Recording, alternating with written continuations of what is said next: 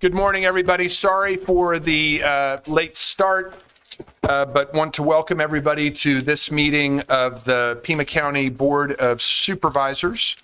And our first item is calling on our clerk, Ms. Manriquez, to call the roll to establish quorum. Supervisor Allen. Here. Supervisor Cano. Here. Supervisor Christie. Here. Supervisor Hines. Chair Scott. Here. Let the record show Supervisor Hines is not present. All other board members are present. All right, we have a guest to read the Pledge of Allegiance, but we are not sure if our guest is here. Rudy Trinidad, who is a release specialist with Detainee and Crisis Systems. Okay, not seeing Rudy, we're just going to rise and say the Pledge of Allegiance.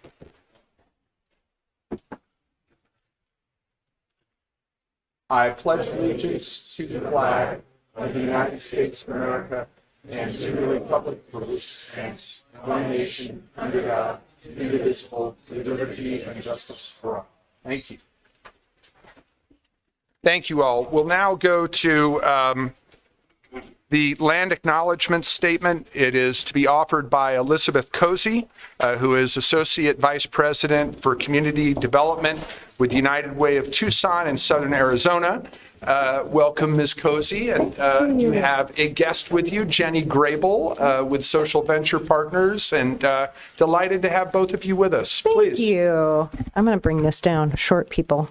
Okay, on behalf of Pima County residents, we honor the tribal nations who have served as caretakers of this land from time immemorial and respectfully acknowledge the ancestral homelands of the Tohono O'odham Nation and the multi-millennial presence of the Pasco Yaqui tribe within Pima County. Consistent with Pima County's commitment to diversity and inclusion, we strive towards building equal partner relationships with Arizona's tribal nations. Thank you very much. Go ahead, Ms. Grable. I understood there was something you wanted to share with the board. Absolutely. I would like to share with the board the progress of the Community Coalition for Prosperity in partnership with the United Way, the Community Foundation for Southern Arizona, the Water Center for Systems Thinking, and LR Bilingual. The coalition is setting the foundation for a community-wide effort focused on increasing economic mobility and driving systems change by aligning with Pima County and City of Tucson's Prosperity Initiative. We've been working with the City of Tucson and county staff to develop the Prosperity Initiative vision, mission, and guiding principles, which we look forward to sharing publicly soon. And we're working with nonprofits, for-profit business, community leaders, organizations, neighbors, and individuals to take this transformational set of 13 policies to our greater community to address the root causes of poverty and find solutions that make our community stronger. We want to thank you for your leadership on this transformational issue and embedding the policies in the county departments and in your budgeting process. So thank you so much. Thank you. Thank you very much. Appreciate you both. All right. I had a request from Supervisor Christie for a point of personal privilege, and it looked like looks like both Supervisors Cano and Allen also want to be recognized. So I will turn to my colleagues. Thank you, Mr. Chair. The people of District 4 and in the Tanque Verde Valley recently lost a great friend, a great citizen, and a great community contributor. Paralee Schneider died recently after living in Tucson since 1946 and graduating from South Point Catholic High School and attending the University of Arizona. Paralee was involved with many community and volunteer activities here in Pima County, the Arizona and Pima County GOP, 49ers HOA, Friends of the Kirk Bear Canyon Library, Tanque Verde Neighborhood Association, and a dedicated volunteer at C.E. Rose Elementary.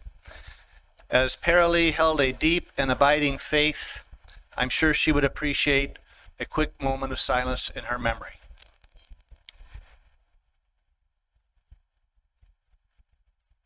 Thank you. Thank you, And Supervisor. on a lighter note, the County Small Business Association just honored Alicia Brewer, who owns Bake a Difference Cookie Shop as the County Small Business of the Year. A proud Vail resident, a proud business owner, and she states Bake a Difference Cookie Shop truly embodies the essence of a small business, a family-run operation that does more than deliver gooey treats at the monthly farmers market in Vail. And the difference is, for every cookie sold, $1 is donated to a local nonprofit supporting animal welfare. So congratulations to Alicia Brewer on behalf of Bake a Difference Cookie Shop in Vail. Thank you, Supervisor Christie, but the chair is required to note that you brought no samples in. I'm sure that can be arranged. Supervisor Kano.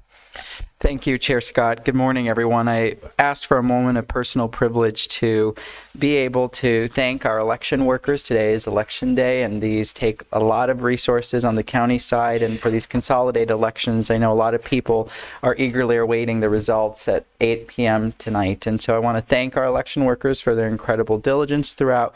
And I, of course, want to also switch and say welcome to a lot of our union brothers and sisters that I see here today. Welcome to your Board of Supervisors hearing room. Thank you, Supervisor. Supervisor Allen. Well, I wanted to just note that the county's employee giving campaign is underway, and to encourage all county employees, including supervisors and our staff, to join the campaign. The contributions can be automatically deducted from paychecks as a one-time or spread over the entire year. The campaign is incredibly important because there's so much need throughout our community. The goal is to raise $275,000 from county employees. And there's a big push that we sign up now through December 12th to really be able to make sure that we can get the full amount raised. So thank you to all the members of the ECAP committee that really put this all together and drive it forward, and the staff in each department that are designated in supporting the ECAP campaign, and the United Way for being our important partner in this endeavor to create a stronger and more compassionate Pima County. Thank you. Thank you, Supervisor Allen. And just wanted to share with my colleagues, and you might have heard this from your staffs who are representative on the agenda committee with Vice Chair Allen and myself, that beginning the next meeting, we will have an agenda item for supervisors to make announcements of the sort that my three colleagues just made, so you will no longer need to request a point of personal privilege. Okay, let's go now to in-person pause for pause, and you're going to like it.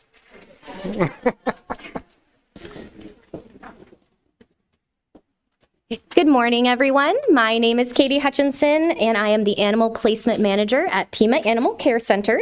And I am joined today by the very precocious little Molly boy, who I am happy to say may have found his adopter here this morning. So we're very excited for him.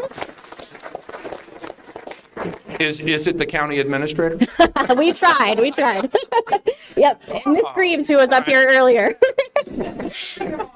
Yes. But Molly Boy is one of the thousands of kittens that PAC sees through our doors every year. And this weekend, we are hosting our annual Snip and Tip event, where we are going and helping vaccinate, alter, and microchip hopefully over 600 community cats this weekend.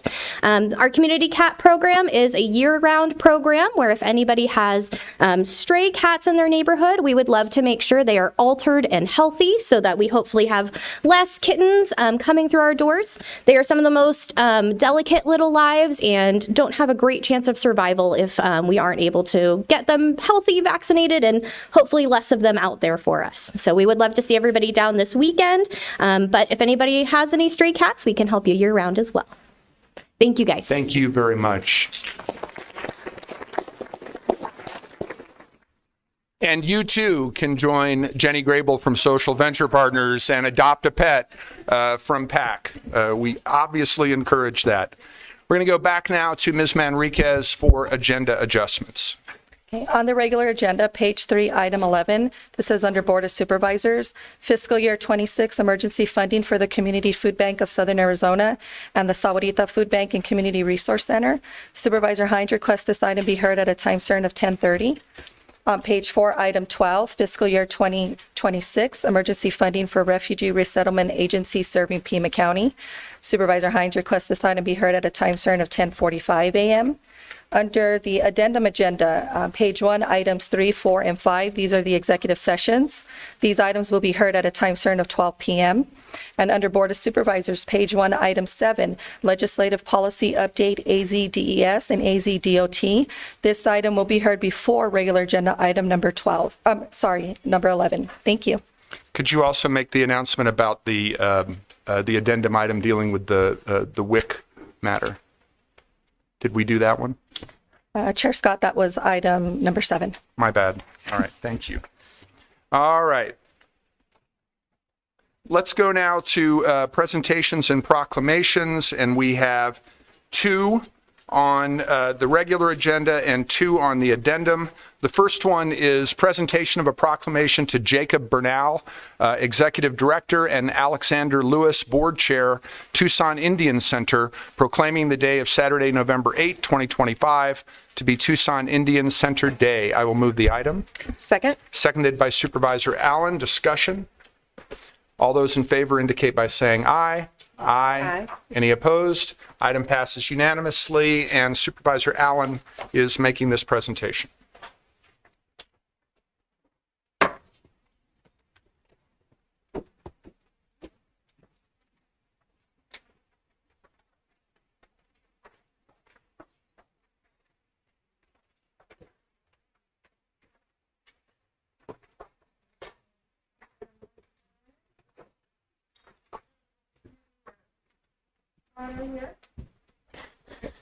Morning.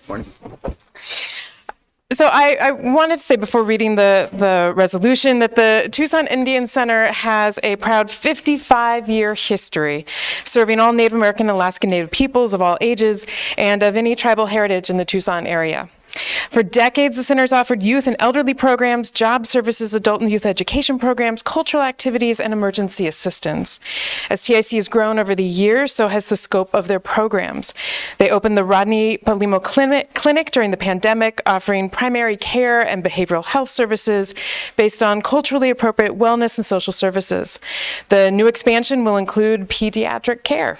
So Executive Director Jacob Bernal has been with TIC for almost 35 years, and it's an honor to recognize him and his board chair, Alexander Lewis, today. So the proclamation reads, whereas the Tucson Indian Center was incorporated in Arizona as a nonprofit organization in January 1963, and whereas Tucson Indian Center has provided culturally competent, sensitive, and effective services to strengthen the resolve of the Native American Indian community and others residing in the greater Tucson area for more than 60 years, and whereas Tucson Indian Center has forged effective partnerships with Pima County government and others to reduce poverty, unemployment, and health disparities in our community while embracing the spirit of dignity, collaboration, and compassion. And whereas Tucson Indian Center's mission is to enhance leadership, provide advocacy, deliver education, and strengthen the well-being of the people in greater Tucson area with an emphasis on the urban Native American community. And whereas Tucson Indian Center will host a gathering event on November 8th, 2025 to honor and celebrate partnerships that have worked together tirelessly and unitedly to make our community the best it can be. Now therefore be it resolved that the Pima County Board of Supervisors hereby proclaims Saturday, November 8, 2025 to be Tucson Indian Center Day and encourages all citizens to join in honoring and celebrating the Tucson Indian Center and their community partnerships for the many years of making a positive difference. Passed and adopted this 4th day of November 2025. Thank you.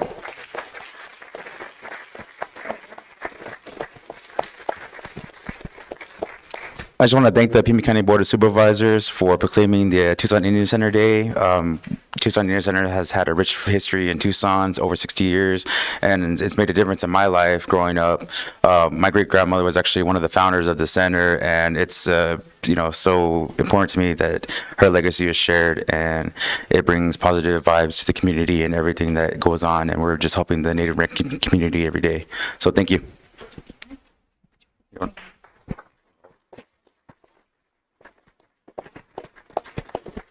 See, Honorable Chair Scott, Board of Supervisors, County Administrator Lesher, and members of the audience. On behalf of the Tucson Indian Center, we're so grateful and thankful for this proclamation and for the kind words. Over the past 6 decades, we worked really closely with Pima County to increase the employment opportunities, to reduce the poverty levels, and to elevate health status. But more importantly, it's providing a strong impact to strengthen the resolve of our community. So we look forward to the next 60 years working with Pima County as one of our major partners, and we truly appreciate all your efforts. So thank you very much. And then I think we're going to get a little picture.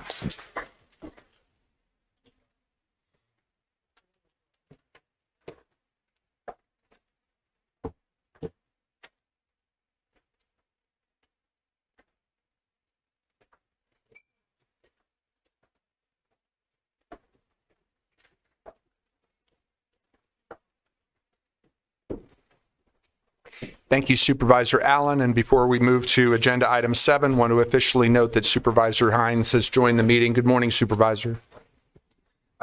The next item is number 7, presentation of a proclamation to Dan Sullivan, Director, Rhonda Pina, Deputy Director, Gabriel Lopez and Nicole Scott, Community and Workforce Managers with our Community and Workforce Development Department, proclaiming the week of November 4 through November 11, 2025 to be Operation Green Light Week. I will move the item. Second. Moved and seconded by Supervisor Allen. Discussion? All those in favor indicate by saying aye. Aye. Any opposed? Item passes 5-0, and I will be presenting this proclamation.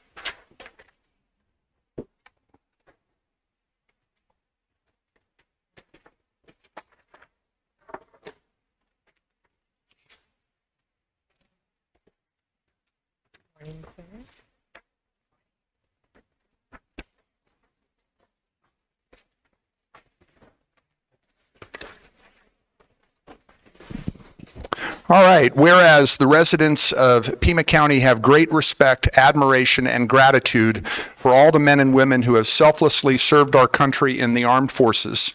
And whereas Pima County is committed to serving our military personnel, veterans, and their families through the Keno Veterans Workforce Center and our dedicated staff that provide supportive services to them. And whereas approximately 200,000 service members transition to civilian communities annually, and an estimated 20% increase of service members will transition to civilian life soon. And whereas studies indicate that 44 to 72% of service members experience high levels of stress during this transition, and service members transitioning for military service are at a high risk for suicide during their first year after military service. And whereas the National Association of Counties encourages all counties, parishes, and boroughs to recognize Operation Green Light for Veterans as a time to honor the service and sacrifices of those transitioning from active service, now therefore be it resolved that the Pima County Board of Supervisors hereby proclaims the week of November 4 through November 11, 2025 to be Operation Green Light Week. Be it further resolved that in observation of Operation Green Light, Pima County is illuminating the historic courthouse green from November 4 through November 11, 2025 to remind veterans and their families in our community that we are here for them. And be it further resolved that Pima County encourages everyone to honor those who made immeasurable sacrifices to preserve freedom by displaying green lights in a window of their place of business or residence from November 4 through November 11, 2025, passed and adopted this 4th day of November 2025. And thank you so much to Director Sullivan and his team for putting this forth. It's an indication of how well you know our community and the many members who contribute to it. Thank you.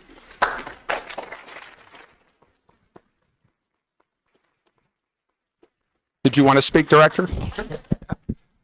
Thank you, Chair Scott, members of the board, County Administrator, everybody here today. First and foremost, I'd like to thank our veterans who are the backbone of our community.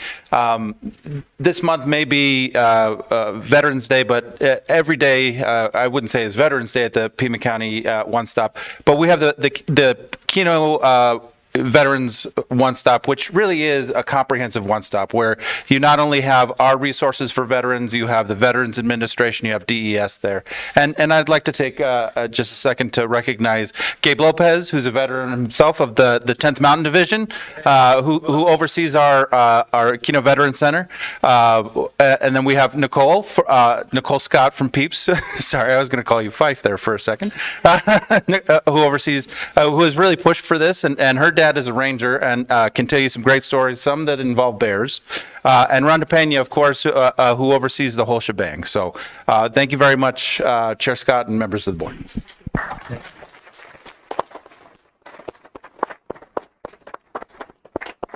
You gotta have your photo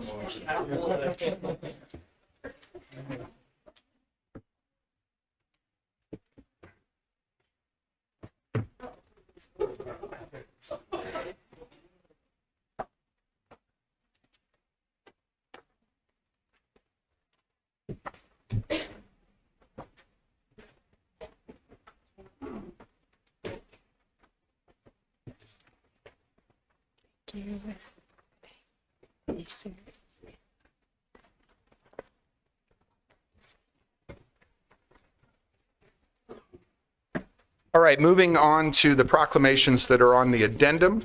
The next one is presentation of a proclamation to Sarah King, Executive Director, Pat King, Board Chair, and Mary Miller, Founder, Altar Valley Conservation Alliance, proclaiming the month of November 2025 to be Altar Valley Conservation Month. I'll move the item. Second. Moved and seconded by Supervisor Allen. Discussion. All those in favor indicate by saying aye. Aye. Any opposed? Item passes unanimously, and Supervisor Allen is making this presentation.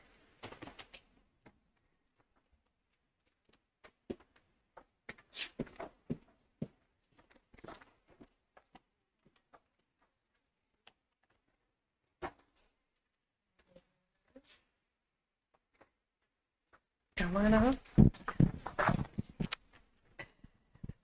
Whereas the Altar Valley is one. Oh,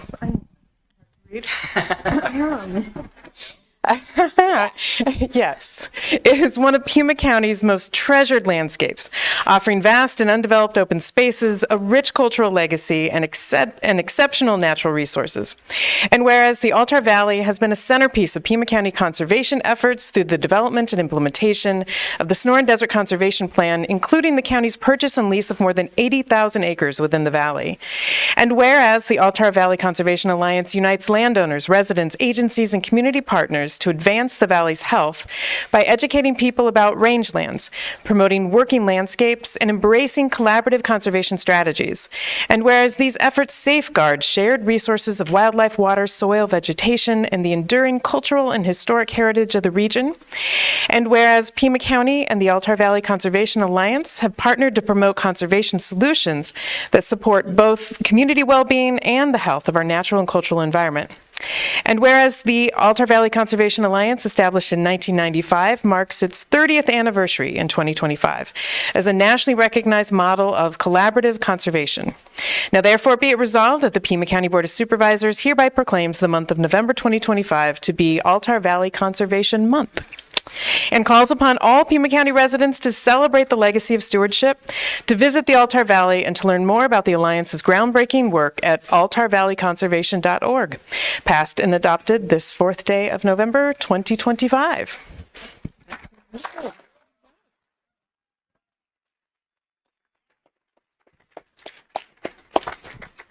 Perfect. Well, thank you very much, everyone, for being here. Thank you to the Board of Supervisors and Supervisor Allen for putting this together. Pima County has been an incredible partner. We've got a lot of faces that we work with regularly out there in the audience. Working with us, our landscape is a 600,000 acre watershed. It's pretty spectacular. If you haven't come for a drive, come out 286 and come see where we work, the landscape that we love and all those that work with us love. And we're really excited to be here to celebrate our 30th anniversary and all the work that's been done by an incredible team. I'll just say thank you. I've been in this room a few times over the years thinking back to when we all as a community put together the Sonoran Desert Conservation Plan. And it's just been an honor to work with so many different organizations and people, and together we can sure do a lot. So thank you. Thank you. And not to pull you back up, but I don't know if Chris Gate, our Director of Conservation Land and Resources, would like to share a few words.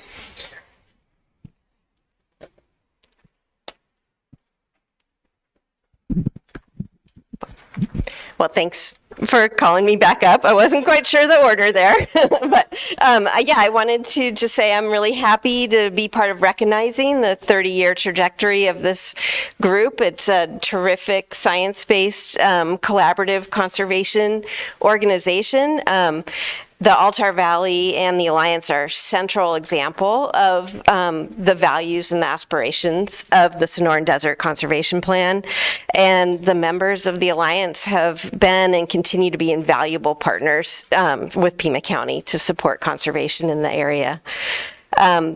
You know, the county has ranch operations and partners woven through the Altar Valley. We have deep connections with Pima County and regional flood control staff to support ecosystem and watershed research and restoration.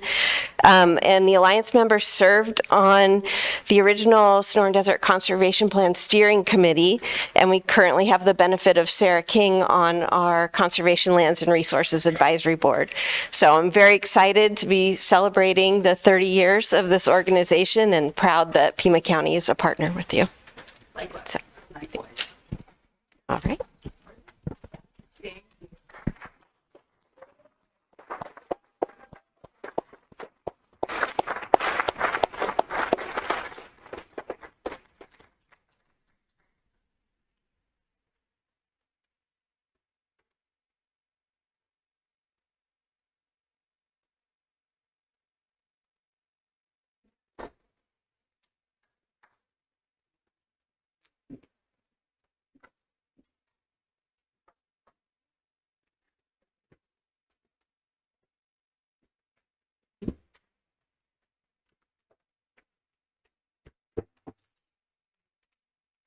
Thank you, Supervisor Allen. We have one more proclamation to present. It's also on the addendum. It's item number 2, presentation of a proclamation to Bill Leith, proclaiming the day of Tuesday, November 4, 2025, to be Bill Leith Day. I'll move the item. Second. Moved and seconded by Supervisor Allen. Discussion. All those in favor indicate by saying aye. Aye. Any opposed? Item passes unanimously, and Supervisor Hines is presenting this proclamation.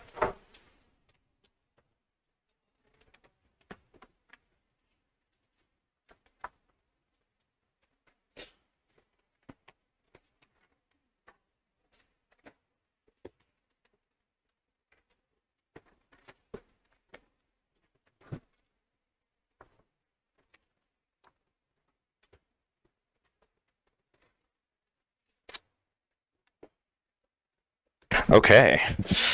All right. Welcome, everybody. Whereas Bill Leith began his involvement with youth baseball in Pima County in 2007 to help create stability in youth baseball in Southern Arizona. And whereas in 2009, Bill established the Keno Baseball League to showcase the talent of young baseball players in Southern Arizona, giving them the opportunity to continue their playing. And whereas, in addition to the Keno Baseball League, Bill operates numerous events at the Keno Sports Complex, including American Heroes Veterans Tournament, Southern Arizona Southern Arizona High School All-Stars game and the American Legion Baseball League, allowing players to advance to national stages. And whereas under Bill's leadership, the Sun Belt Summer Collegiate League has become a premier destination for college athletes looking to continue their development and has served as an essential partner for Pima County's annual Diamonds in the Sky July 4th celebration. And whereas, as a result of Bill's vision and passion for youth baseball, his leagues and events have utilized both parks and recreation facilities and tournament sports facilities across Southern Arizona, ensuring that they remain operational and available to benefit their communities both culturally and economically. Now, therefore, be it resolved that the Pima County Board of Supervisors hereby proclaims Tuesday, November 4th, 2025 to be Bill Leith Day. And we recognize and celebrate his storied involvement and leadership in Southern Arizona's youth baseball community, past and adopted, this 4th day of November, 2025. Wow.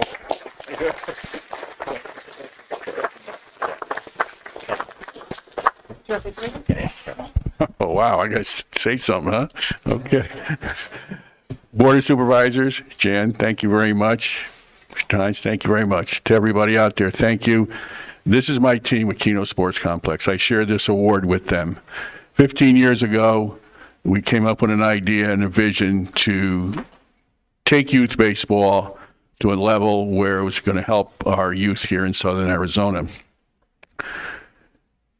We went to Keno Sports Complex when it was during a time when there was some major transition.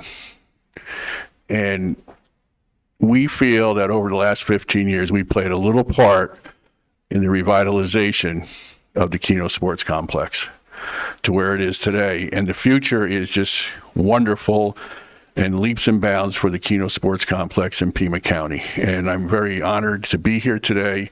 And Sarah and your team, thank you very, very much for this award. This is my ground crew guys here to take care of the fields, and this is for them as well.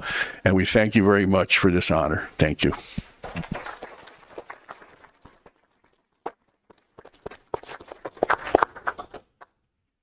Real quick, I just wanted to thank you, Bill. You are one of our absolute catalysts at the Keno Sports Complex for events going. You are one of our absolute best operators. You are organized, you are kind, you treat our staff incredibly well. All of my staff enjoys working when you are having events. And what you've done over the last 15 years to keep us going, you are the reason that we are successful today, people like you. So I just want to thank you and what you've done for the whole community for youth sports. He's not here today, but Blake Eager with Southern Arizona Sports Tourism and Film Authority is also who wanted to make this happen for you because he's really appreciative of what you've done for Southern Arizona. So a sincere thank you from the entire team at Keno. Thank you.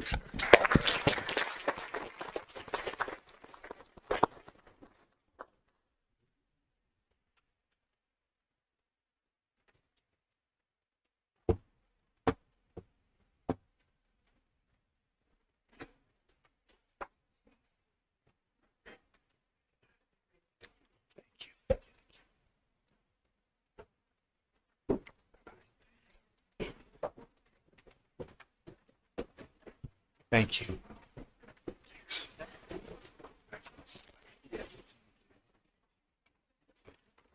Congratulations.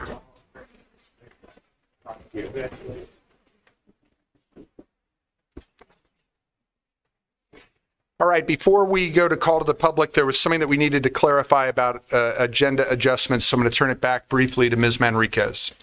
Chair Scott, board members, there is a correction to the agenda adjustments. The WIC item is on the addendum agenda. It's page 3, item 9, and it is the contract with the health department. That item will be heard before agenda items number 11 and 12. Thank you. All right. Thank you, Ms. Manriquez. Okay, so now we're on call to the public. I will read the board's guidelines for call to the public. Citizens attending the meeting shall observe rules of propriety, decorum, and good conduct.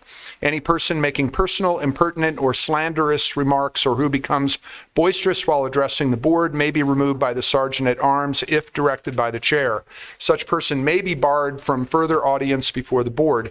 Unauthorized remarks from the audience, stamping of feet, whistling yells, and similar similar demonstrations shall not be permitted by the chair, who may direct offenders from the hearing room. We have had a lot of participation and call to the public the last couple of meetings. I have very much appreciated the fact that audience members have withheld any kind of applause or demonstrations of approval until after the speaker is done speaking. I would ask that that be continued today. We do have a total of 29 speakers, and per the rules of the board, that means that each speaker will have 2 minutes. All right, and if you are one of the first 3 speakers, you're welcome to come to the front and wait for your time to be heard. Our first speaker is Aaron Cross, followed by Courtney Hoyt and Sean Bluebaum.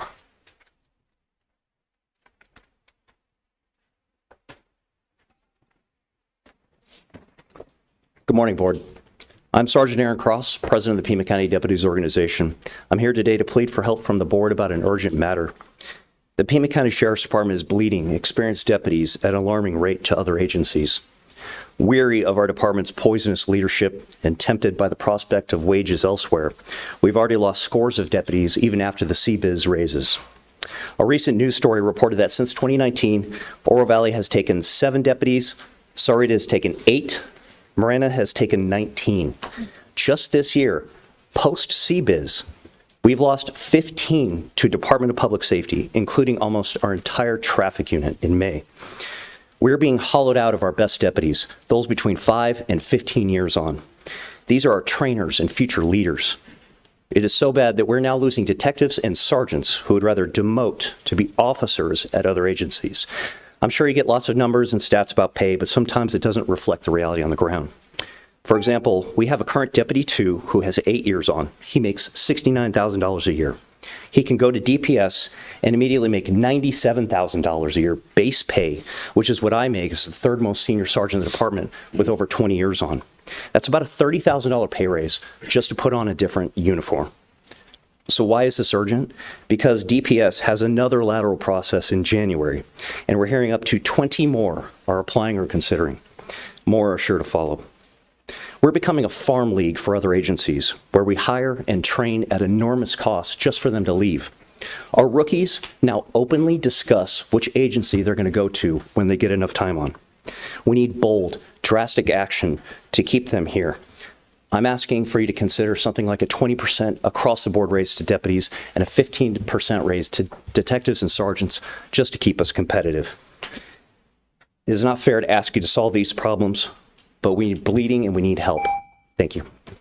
Thank you, Sergeant Cross, for your comments and for your long service to Pima County. All right, Courtney Hoyt.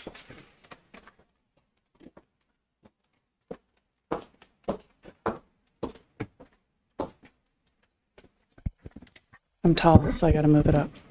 I get it. Good morning, Chair Rex, Scott, and members of the board, and Jan. My name is Courtney Hoyt, and I'm here to speak about what it means to build Tucson, both literally and figuratively. For generations, Tucson has relied on the skill and work ethic of its builders, the men and women who pour our concrete, wire our power, and keep our economy standing tall. Every time there's a project that puts those trades to work right here at home, we strengthen more than our skyline. We strengthen our families. Construction work is the heartbeat of opportunity. We invest in projects, or when we invest in projects that employ local crews, local suppliers, and local small businesses, that money stays here. It pays for the groceries from our neighborhood grocery stores, Little League uniforms, and mortgage payments. It keeps our sons and daughters, brothers and sisters from having to look elsewhere to find steady work. I know there are always questions about big investments, and that's very healthy. But I ask you to also look at what we gain when we stand behind opportunities. It gives our builders and our next generation a reason to see their future right here in Pima County. Thank you for your time and commitment to making a stronger Tucson. Thank you, Ms. Hoyt. Sean Bluebaum.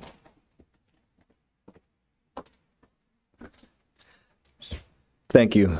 Good morning, Chairman and members of the board.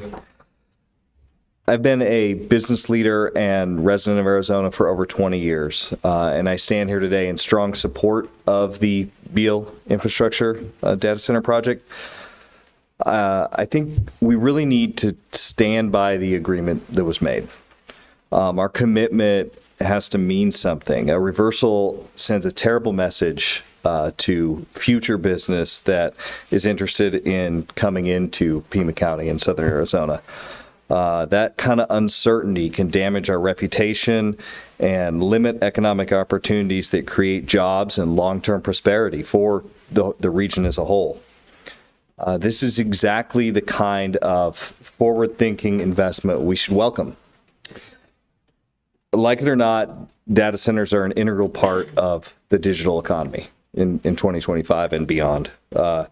That includes service for essential industries such as research and healthcare, manufacturing.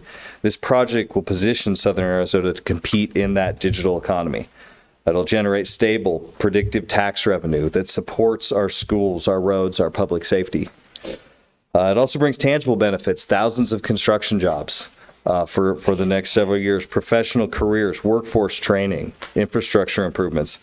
It'll strengthen our region as a whole and create a foundation for years to come.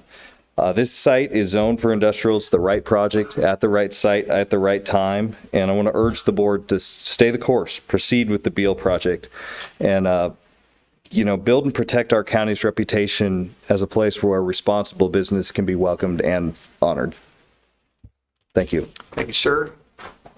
Our next three speakers are Wayne Doris, JP Salvatierra, and Brian Pena.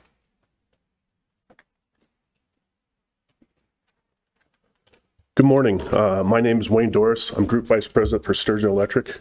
We've had offices here in Tucson for over 35 years, proudly serving the Tucson and Pima County communities. I'm here to speak in favor of the Beale Infrastructure Data Center project. Sturgeon Electric has been constructing data centers since the 1950s all over America, and we've seen tremendous benefits of data centers in the communities that they serve. A lot of these benefits come not only from the job they create, the Beale data center that's everybody's been talking about, and it'll employ in excess of 250 local electricians. Good high-paying jobs. In addition to that, the tax benefits of these types of facilities and how they give back to community with the tax dollars, the donations to nonprofits, the training of our up-and-coming children, grandchildren in the trades, it's immeasurable, and I can't speak enough about those things. Being in my position, I've seen this transformation across the country in other municipalities, and it's really something that is outstanding. And I encourage the board again to move forward with this because it is important for Tucson's future. Thank you. Thank you, Mr. Doris. Oh, certainly. Have a request from our speakers to please adjust the microphone so that it's right at your mouth level so that the board can hear everything. Chair Scott, board members, JP Salvatierra. Our nation is under threat. Our democracy is under threat. And some of the things that are being proposed, like the non-disclosure agreement situation, is just another tool that can be used to undermine public trust and our elected officials who come under tremendous duress to do the right thing. A doctor wouldn't violate his Hippocratic oath. A father wouldn't give his daughters, children a place to play in a school ground that was close to a toxic waste pit like Copper World will do, and no one would administer or teach my son in high school to accept hate crimes and hate as a measure of local or normal protocol.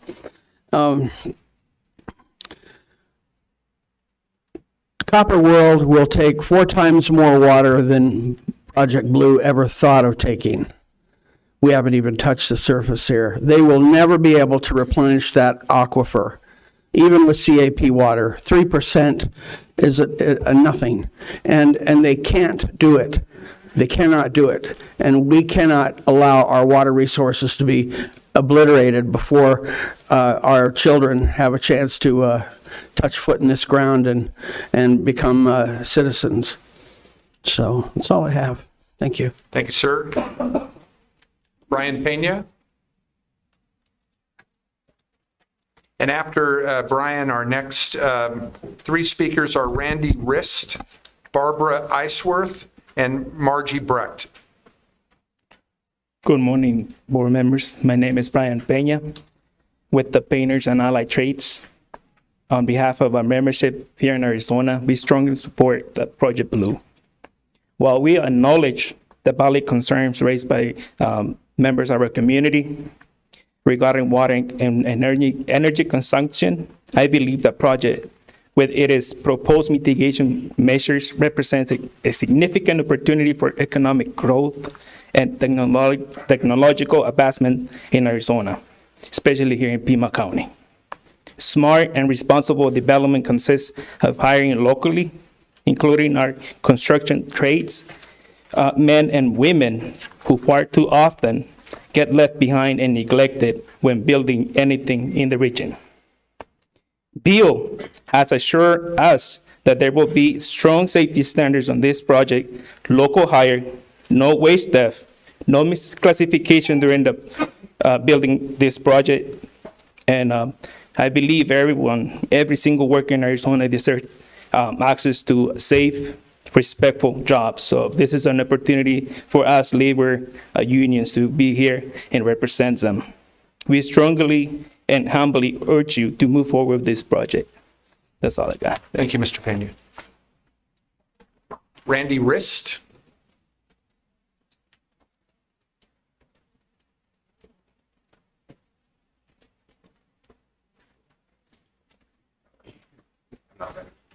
Okay. Randy not here? All right, Barbara Iceworth.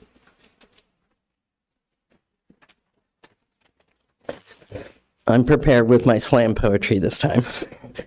Good morning, supervisors.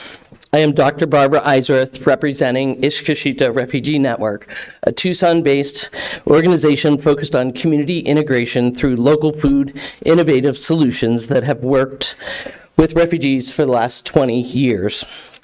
Losing SNAP benefits temporarily due to the administration's shutdown will cause hardship for 40 million plus Americans and others. But permanently stripping eligibility from UN refugees and asylees, individuals recognized by the United Nations and our own government, will be devastating. Refugees already face multiple barriers to food security: limited English, low literacy, untreated trauma, and managing the complex bureaucratic systems, which I think you all could imagine. Most rely on public transportation during the first 5 years, often work in low-wage seasonal jobs, struggle with childcare and travel loan repayment for their airfares coming to the United States, and navigating the unfamiliar digital world. Many of the newly arrived have never visited a food bank, food pantry, or soup kitchen here. Food is often unfamiliar. The systems are confusing. Simply handing them a list of addresses does not solve hunger in the short term nor in the long term. Cutting off SNAP benefits will force refugee families to choose between food and rent. The SNAP cliff here will increase homelessness and not self-sufficiency.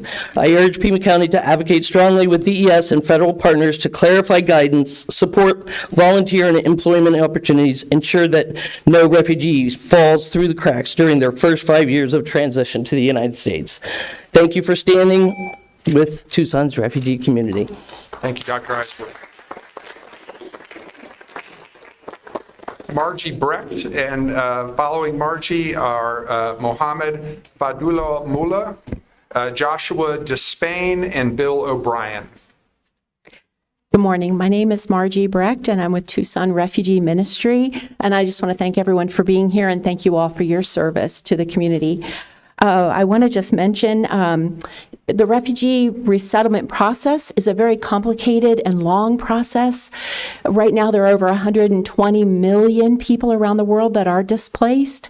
Over 30 million have been approved in the refugee process. The numbers are staggering, but there's a number of challenges to come here when they're invited to come here and resettle in the U.S. They need to prove a credible fear of persecution to get accepted. It's a very orderly process. Right away, they need to get to work. Right away, they need to become, as quickly as possible, self-sufficient. That's the goal of the program. They do need public benefits when they first arrive. And they, without English, even if they are very well educated, they may have to take minimum wage jobs to start with. One minimum wage, full-time wage earner, it's very difficult to afford rent and all of the different things. They do need public benefits to get started. They bring a lot of good to our community. They're moral people. They want to have a good place for their family to be able to be educated. They have a lot of the same hopes and dreams for their families as we as Americans do. Past trauma, as Barbara mentioned, is not always dealt with right away. There's so many challenges, and I just urge you to please provide the food benefits for them. We have a moral obligation. We're a very wealthy country, and we want to hold the door open and be welcoming. In a short amount of time, their children become good at English, and they translate for their parents and help them along. Those kids can get Brecht. scholarships. Thank you so much.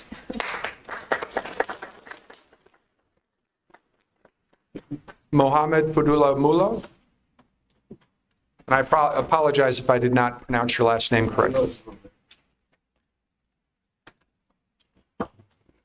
Good morning, everybody. I'm called Muhammad Fadl Mullah. Can you adjust the microphone up just a little, sir? Yeah. Thank you. Thank you. Even though I was not programmed in this meeting, I'm from Sudan, from Khartoum. I came here I'm now 5 months in the United States, especially in Tucson. It is what Barbara is saying about the refugees, I'm included. I've been working in the U.S. Embassy Khartoum for 19 years. And then when the two government, the RSF and the Sudanese Defense Forces, they escalated the war in the country. I flee to Uganda, and then I applied for the SIV. I'm the one who they give me SIV. I came to United States, and then the SIV they have the program which can they help those who have SIV, like Iraq and Afghanistan. And we also, so we came from Sudan, we should have these benefits also. Now I don't have all of these benefits. I have 9, we are 10 in family. I'm renting. I went to the DES for this food stamp. Until now I didn't receive it. The little money I came with, I was served with, it's vanished. So I'm facing a real problem. So we need to support for that. Thank you, sir. Yeah. And thank you for your service to the American Embassy in Khartoum as well. Yeah. Thank you.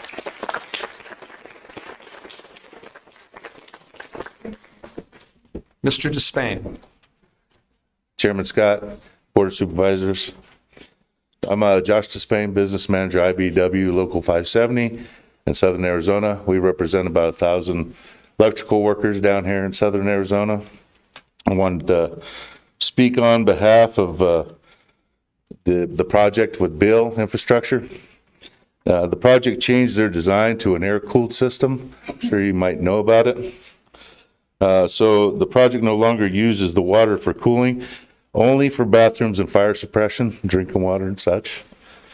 I want to thank the board for continuing to support the project. This and your willingness to find solutions with the developer to have this project proceed. The first phase, as you know, will bring 3,000 jobs, good union jobs to Southern Arizona and Pima County.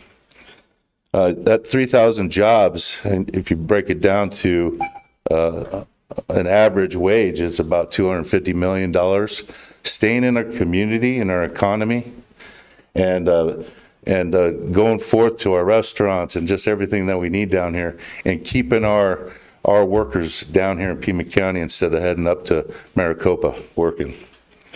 I also want to let you know that I'm on the executive board for the building trades. It's comprised of 17 different trade unions, and we're in the midst of doing a project labor agreement with Bill Infrastructure, and just wanted to let you know and update you on those new items. Thank you. Thank you, Mr. Despain. Bill O'Brien. And following Mr. Bryan will be Fabian Sandez, Bill Ruiz, and Sergio Estrada.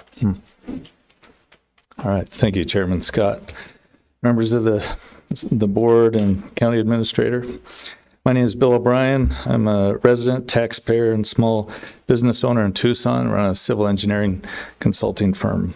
My comments are just trying to do it engineering style. And emergency funding for food banks. Thank you for this initiative. When part of a governing system abdicates or even flaunts the responsibility to help the hungry, volunteers and local agencies have a chance to step up. Tucson is at a crossroads for travelers and residents, even before the first Native Americans until now. I was standing in line on Saturday with a family waiting for food at a food bank. Unfortunately, the food ran out before the line did, and they had to say, sorry, come back another day. I just see this initiative for you to support food banks is critical now, and I hope that continues. And like the good book says, sharing food with the hungry is part of good character. The other issue is supporting refugee resettlement agencies. These agencies carry the cross-cultural, multi-language abilities to connect newcomers to our system. Much better than an engineer can. So I hope that this initiative also to support the resettlement agencies finds favor. Without such support, refugees just get lost. They become the vulnerable, becoming more vulnerable. So my appeal is that you support both of those initiatives. Thank you. Thank you, Mr. O'Brien.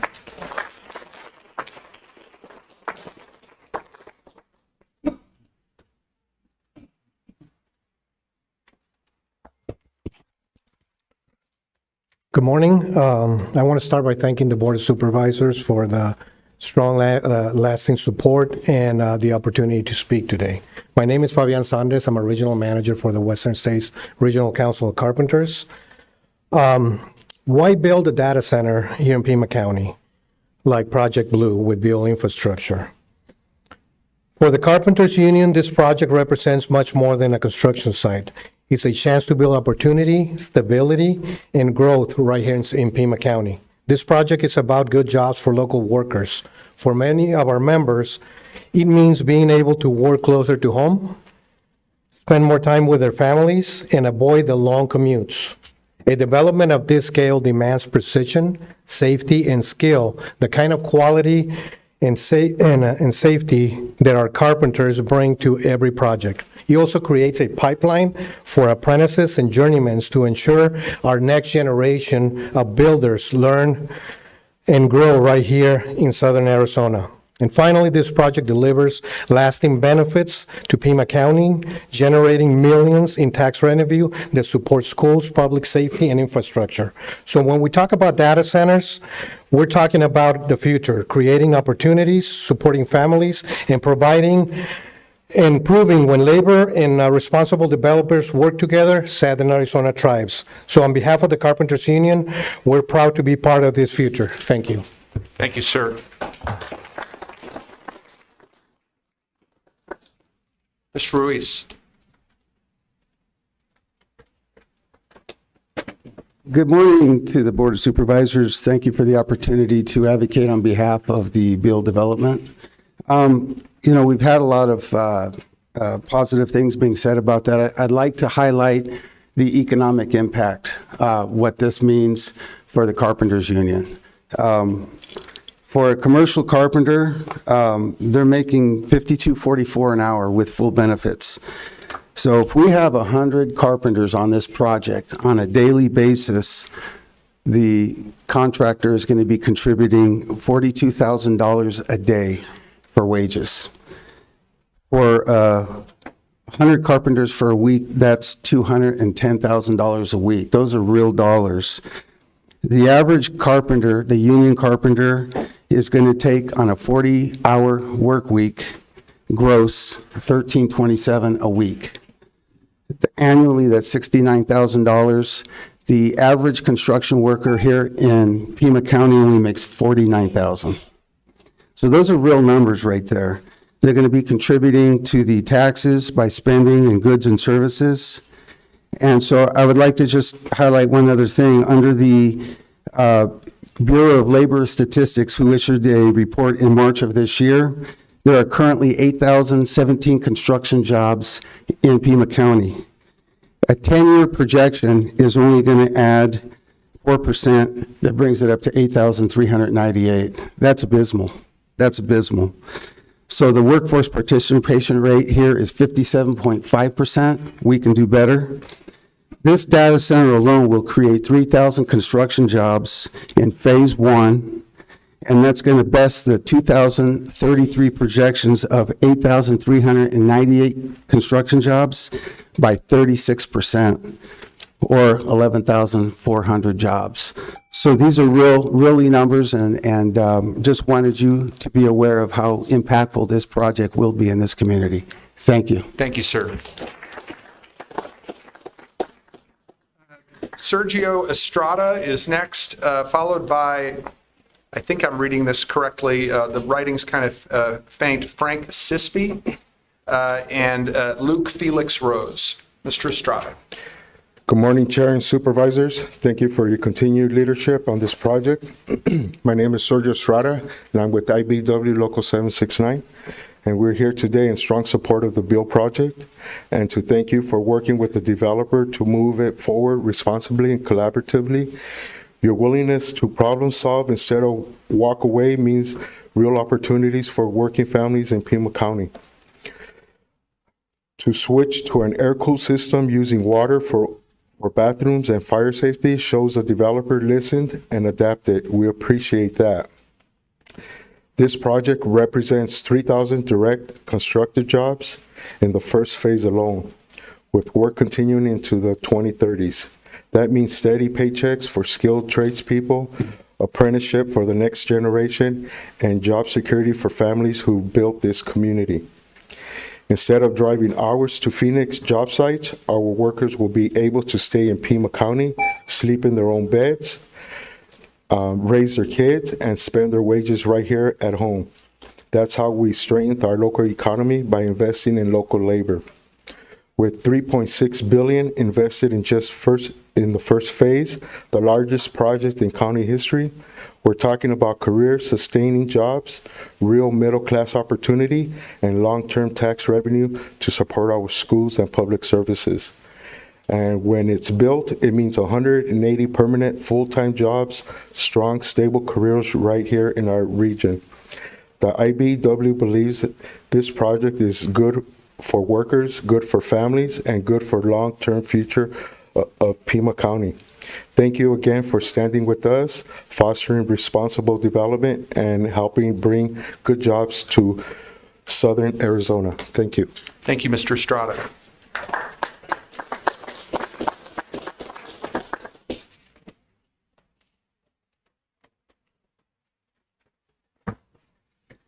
Good morning. My name is Frank Sisti. Thank you, Chair and Supervisors, and your thoughtful approach for this project and for the partnering and developer to find responsible solutions. We are in full support of the Beal project. We are grateful for the board's effort to move it forward. The shift to air cooling with water used only for bathrooms and fire suppression shows a willingness to listen to the community and protect our resources. The first phase brings 3,000 construction jobs and ensures local tradespeople can work here at home rather than commute long hours to Phoenix. This means more times with their family and local spending, a win for workers and local businesses. With $3.6 billion in investment, this is the largest single project investment ever made in Pima County. It will generate $152 million in tax revenues over the 10 years, including $58.5 million for the county. And it creates 180 permanent jobs once operating.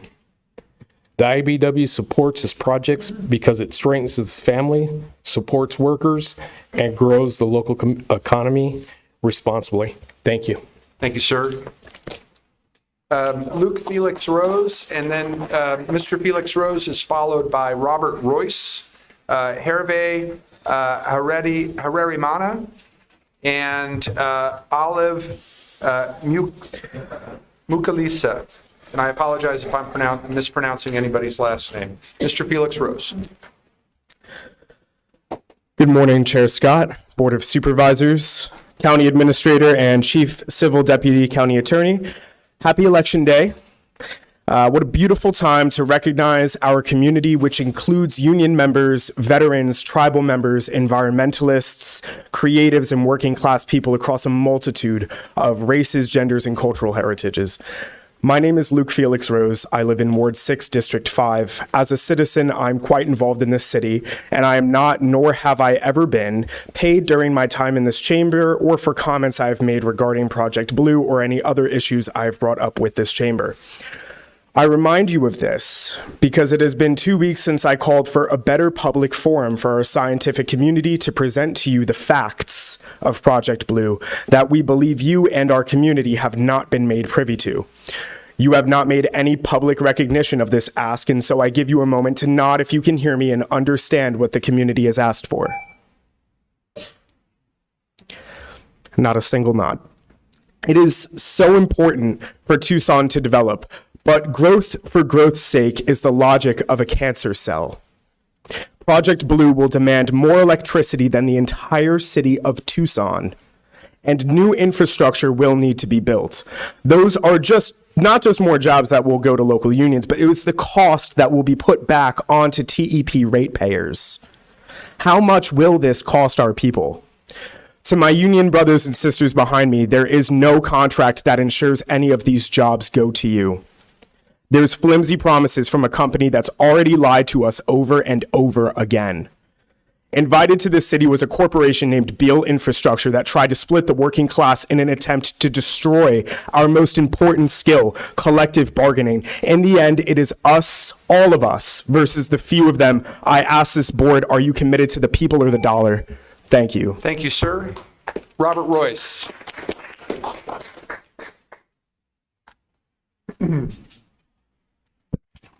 I'm Robert Royce. I still hear people referring to our country as a rich country. They are wrong. Rich countries don't have hundreds of thousands of homeless people, and they don't have millions of hungry people. What this country has become is a country with a small handful of obscenely rich people, but it is not a rich country. Today is supposedly Election Day in the city of Tucson, but it is not, although the charter requires 6 polling places, we have none. You cannot go and fill out a ballot and turn it in the city. The present city government is totally defying the will of our charter openly and with no apologies. I did send in a ballot a week ago yesterday, but I did not vote for any candidates. I voted on the 2 propositions, the TUSD override and the city of Tucson issue. But in Ward 5, there's only 1 candidate running, and I've had a longstanding policy of never voting for a candidate that runs unopposed. In Ward 3, we have a Democratic candidate who has demonstrated his total contempt for me at a city council meeting where he was presiding as vice mayor. I'm not voting for any more Republicans. The Republican Party has become a party of intolerance. They have abandoned every single principle it was founded on. And in Ward 6, the Democratic candidate is part of the machine. So I boycotted voting for any candidates. I will be putting a new party on the ballot next year. We only need 2,000 signatures so we can get out of this situation. Thank you. Thank you, Mr. Royce. Hervé? Followed by Olive, then Reed Sperling, W. Kate Spalding, and Alan Munoz. Good morning, Chair and member of the board. My name is Hervé. I'm staff at Catholic Community Services. As a former case manager, I welcome refugees when they arrive. I still remember the relief and hope on their face when they came to this country. So after many years in a refugee camp, they finally feel safe, ready to start a new life in the United States, the country that have invited them to rebuild their lives here. So as today, many refugees families are facing a very difficult time because of HR1 requisition package. They have lost their food stamp through SNAP benefits. Some families are already struggling to find enough to eat. When I speak with them, they say they feel like nothing can change from the refugee camp where they came from. We are going to see children without food on their plates, and the senior going to be hungry because they cannot work their age. These children are the future of Pima County. So refugees are strong and hardworking. They are open small business and growing food and community garden. They work essential jobs like healthcare.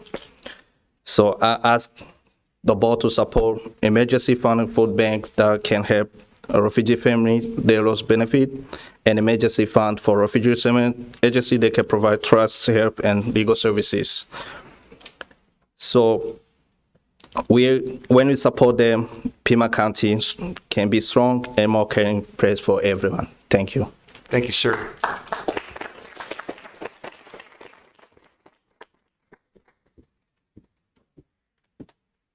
Good morning. My name is Olive Makabalisa.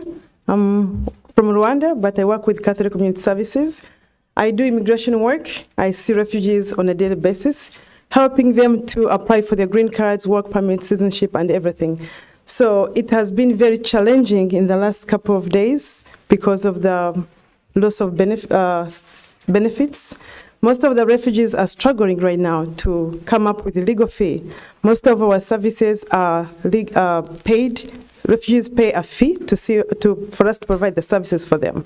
Now they are going to have a challenge of whether to buy food or come to us so we can provide legal services for them so eventually they can be legal residents in this country.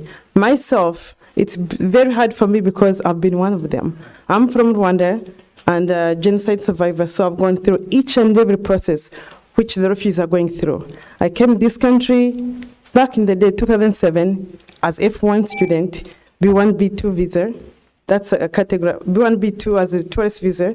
they eventually asylee, and now I'm a green card holder. At the moment, I'm giving back the community by serving fellow immigrants so they can at least get the services I personally received as an immigrant. Every day I have a box of tissues because they cannot afford the legal services. They cannot go to the attorneys because it's so expensive. And when they go to our settlement agencies, we are a few people who are DOJ accredited to serve refugees, low-income people, so they can get their legal services, and then we file their application to USCIS. And soon in the future, hopefully I'll be one of them to represent them in court. So please support our resettlement agencies, provide refugees with support so we can be able to support them with legal services. Thank you. Thank you, ma'am. Reed Sperling, followed by W. Kate Spalding and Alan Munoz.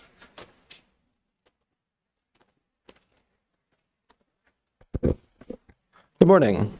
Thank you, Chair Scott, and thank you, supervisors. My name is Reed Sperling, and I am not paid to be here today. I'm here because you will be discussing the Undead Project Blue again in executive session. I want to remind you that this project threatens to double Tucson's power usage. This is like adding a second Tucson to the grid. We are in a worsening climate crisis. The winter rains did not come this year. The river over there is dry. We don't have more water to spend on this. The natural gas generators that TEP would build to supply Project Blue would consume billions of gallons of water.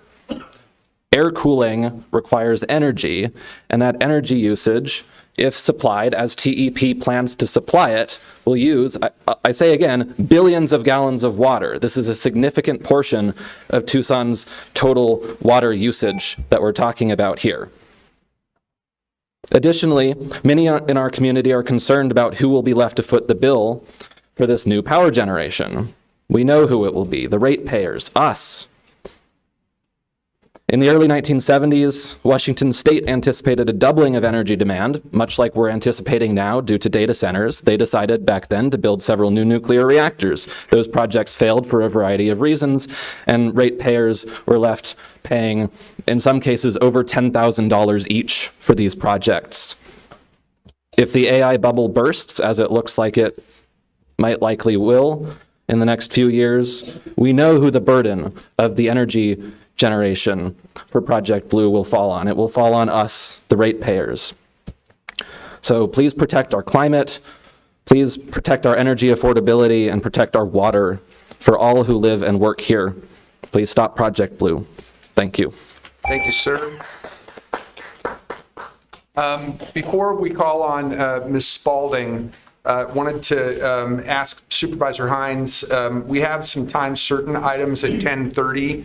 If we continue with call to the public, we'll go a little bit past that time, but not much. Is that okay with you? Thank you, sir. All right, Ms. Spalding.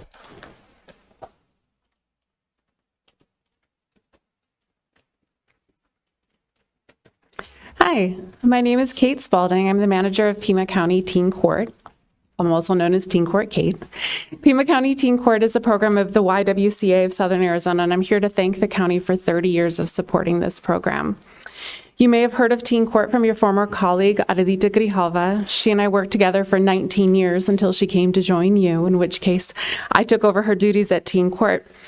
As a refresher, it's a juvenile diversion program. We take referrals for teens with typical teenage misbehavior, things like school fights, shoplifting, alcohol. They admit guilt and they come and have a sentencing hearing where their prosecutor is a teenager, the defense attorney is a teenager, and it really is a jury of their peers, teens, making those decisions. The consequences that are assigned are designed to be helpful and constructive and are based in restorative justice. All of this happens due to a great volunteer community. Anyone who's 12 years old up through high school age can come and volunteer to be on the jury. They show up, we train them that day, they serve that day. Any high school student can train to become a teen attorney, to learn public speaking skills, critical thinking, all the aspects of court, and all of that is free to all of our volunteers and anyone who's referred to our program. Over the last 30 years, we've served 8,400 teens and their families. That's over 8,400 teens who have been kept out of the school to prison pipeline. We don't have an exact count, but my guess is it's also about 24,000 teens who have volunteered as well. And when we ask them what happened, 87% of the families say that because of teen court, their family communication was improved, which is a huge protective factor. Of the teen jurors, 98% felt heard, and those same youth reported that 97% of them said that when they disagreed, they worked through their differences in a positive and constructive way. Adults, we don't always do that. And so I want to thank you for the support. I want to invite you to come and view Teen Court if you're interested. If you know any young people, tell them to come and hang out with us as well. Thank you. Thank you, ma'am. Mr. Munoz.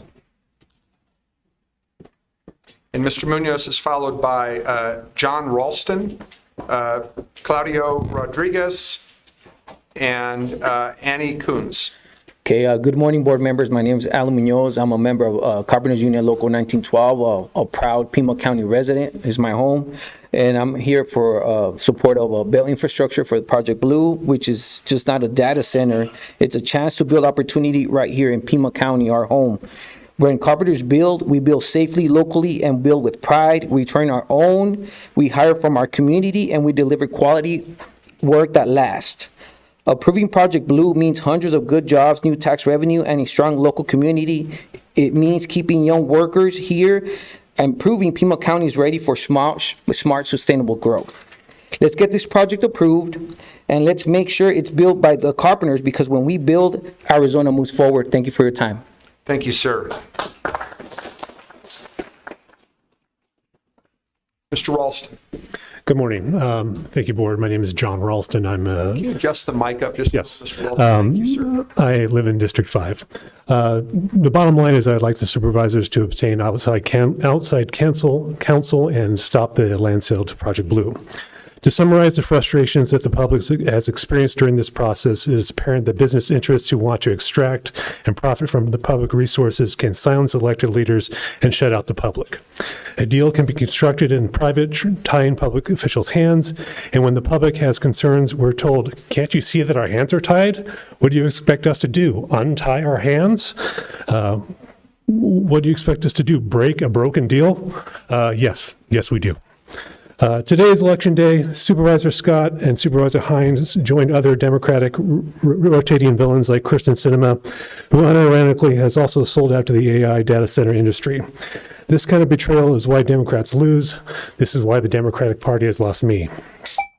I understand that you're being triangulated, which brings me to what I want to speak about, which is known as the Milgram experiment, MILGRAM. This experiment shows that people will ignore their highest and best moral, ethical, and spiritual, legal, and religious values and will cause other people pain and suffering if an authority figure asks them to.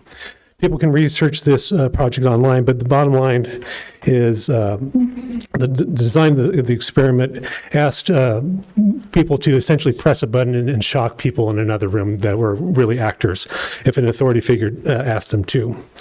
Their experiment was run many times and had the same outcome, that people would ignore their humanity and hurt other people if authority figures asked them to. There was one variation to this experiment where it was different. When there was somebody who actually opposed the authority figure in the room, the test subject realized that they could embrace their humanity and not press the button. The people who turned out last meeting in droves are that... Thank you, sir. Don't press the button.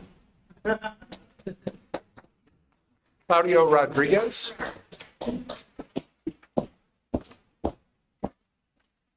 Good morning, board, chair, county administrator Lesher. Just want to say thank you for your continued support when it comes to supporting the Community Food Bank of Southern Arizona throughout the whole county. Our organization works in all 5 districts, and it's a difficult time that y'all have to be dealing with right now with the shutdown, with HR 1, and how we navigate these issues. And 1 in 7 people are hungry, so that means that 1 in 7 of us is facing food insecurity in this room. If you're not, then lucky, that's great for you. I do want to acknowledge that hunger is not complicated, but solving the issue of hunger and addressing it is complex, especially when it comes to budgets, when it comes to the work that we're going to see beyond this shutdown as we move past HR 1, which y'all have proposed is very kind and generous. But I want to call on our neighbors as well and the unions who are here and all the organizations that are here representing their issues that your support is what truly matters when it comes to this. So I urge the unions, the community organizations to come and volunteer, because this past week we saw an 11% increase. This week we're seeing it double. In District 4 alone, in Green Valley, we're having 2 to 4 times more people show up to come and get their services. Right now we've done 9 special distributions due to the shutdown. And that is big. That's one of my biggest asks, is that we're here for neighbors. In Pima County alone, there's 144,000 SNAP recipients. But this issue is not only for folks who are impacted by SNAP. This is going to go beyond that.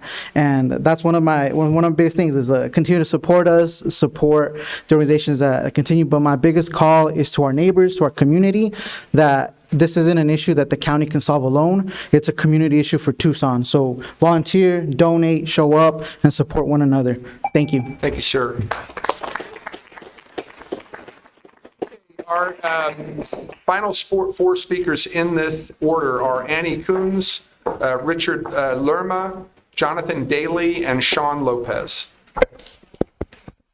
Hi, thank you for this opportunity to speak. I'm Annie Coons, and I am the Program Director of Jewish Family and Children's Services of Southern Arizona's Services to Afghan Survivors Impacted by Combat program. We serve Afghans who entered the U.S. in 2021 after the fall of Afghanistan to the Taliban.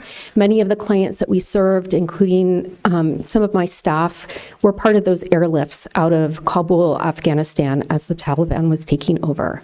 There are people who served in the military alongside U.S. Special Forces, who supported the U.S.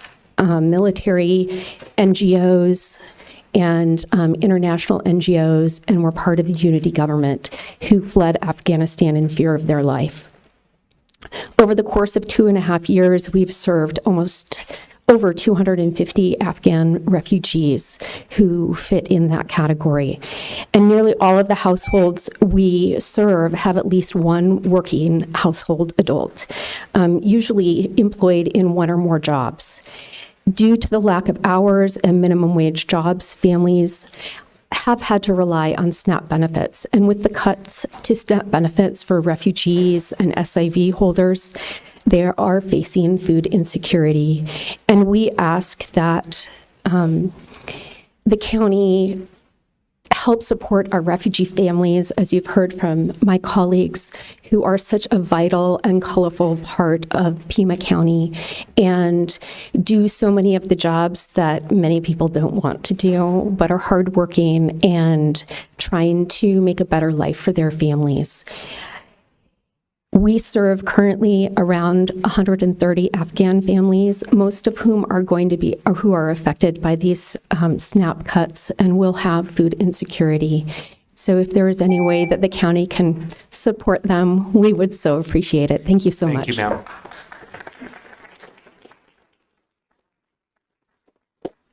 Mr. Lerma? Richard Lerma?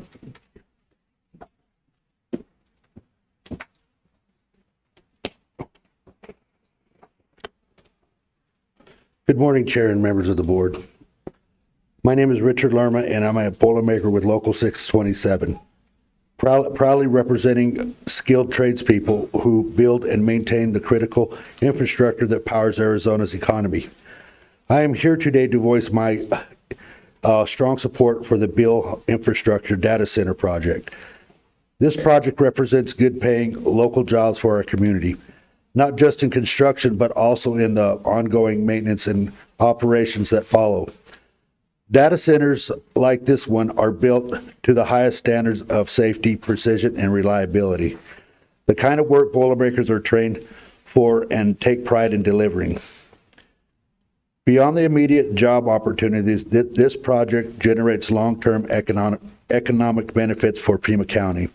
It strengthens our energy infrastructure, brings in private investment, and helps ensure that Southern Arizona is prepared to meet the technology and power demands of the future. For working families like mine, projects like this are more than steel and concrete. They are about sustaining careers, apprenticeships, and the next generation of skilled workers right here in our state. I respectfully urge the board to approve and support the Beale Infrastructure Data Center. It's a smart investment in Arizona's workforce, economy, and future. Thank you for your time. Thank you, sir. Jonathan Daly.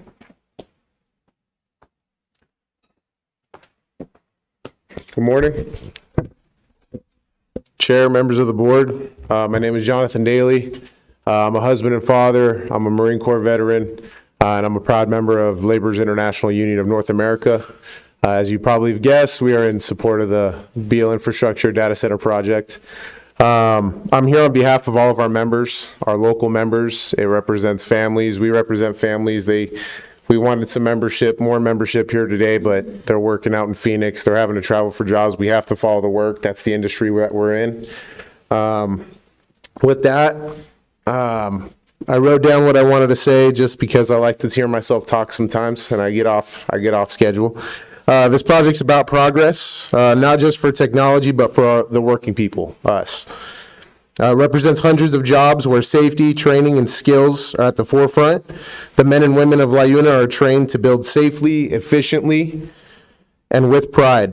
We're ready to get to work. Our membership consists of veterans, second chancers, sons, daughters, husbands, wives, mothers, fathers, real people. What's been discouraging is hearing some folks talk about this project like the laborers are just a footnote. We're not. We're the foundation, literally. Every pipe, trench, and concrete form starts with us. When people undervalue the work, they undervalue the entire community. We depend on it.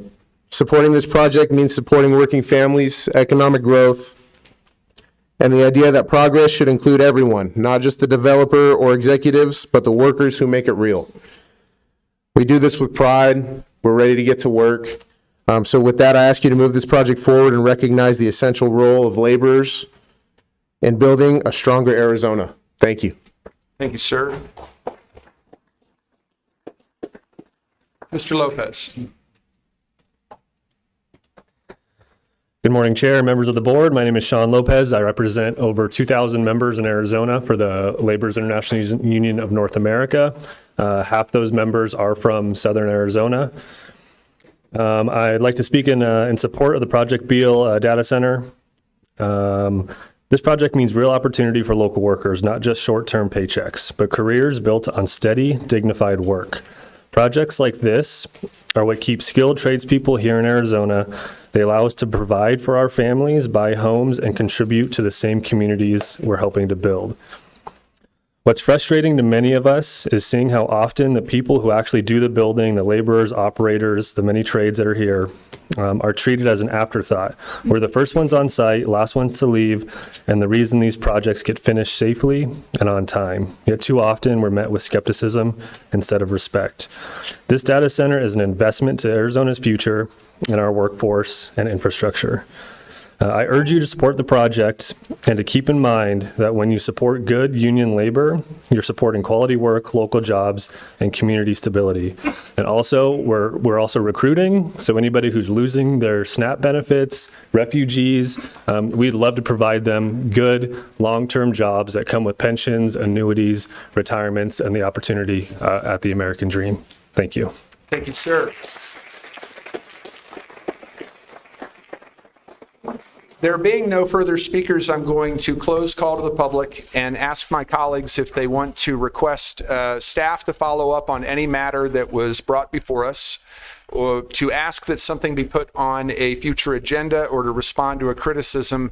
And before I call on anybody, want to remind everybody about the conversation that was had in the Agenda Committee.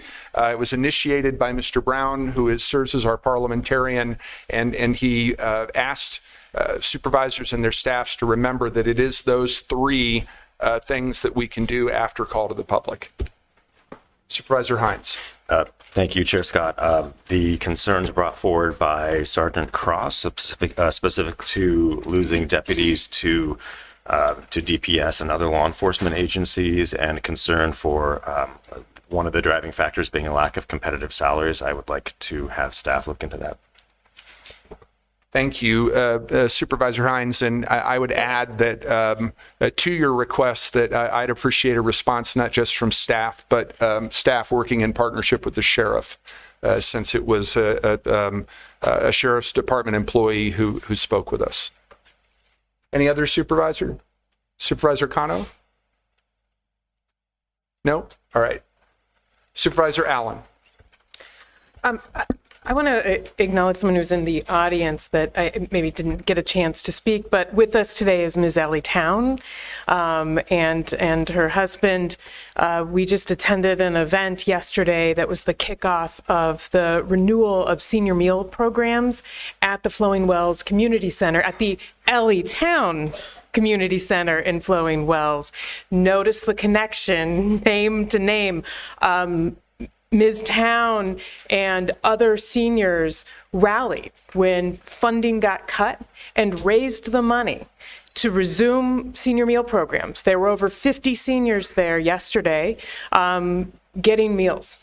And the program is back rolling again because of the dedication of Ms. Town and other volunteers. So thank you for being here. Thank you, Supervisor. And all your work. Thank you. Mr. Chair. Supervisor Christie. Supervisor Allen's comments, though poignant and moving, were they in accordance with the policy? Because if they are, I'd like to say something along certain lines as well. Mr. Brown. Chair Scott, Supervisor Christie, they were not. It should be one of the three items stated by Chair Scott. So if I attempted to say anything that were not, you would allow it to happen as you did with Supervisor Allen? At this point, yes. You would allow it. I just want to thank the union members for coming down here and so beautifully articulating the basic positive aspects of Project Blue. They spoke better than anybody. They're the backbone of our community. And more importantly, they are expressing common sense. And that has been sorely lacking in this whole discussion. And I applaud our union brothers and sisters, and I thank them for their effort, and I am behind you. Thank you. Thank you, Supervisor. I think we will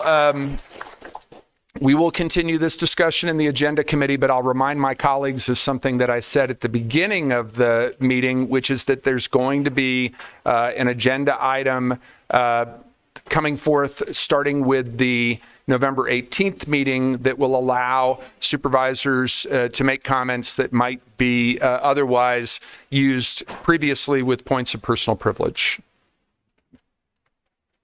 Supervisor Cano. Thank you, Chair Scott. And just to be clear, I need a little bit more clarity, and it doesn't have to happen now, but I am curious.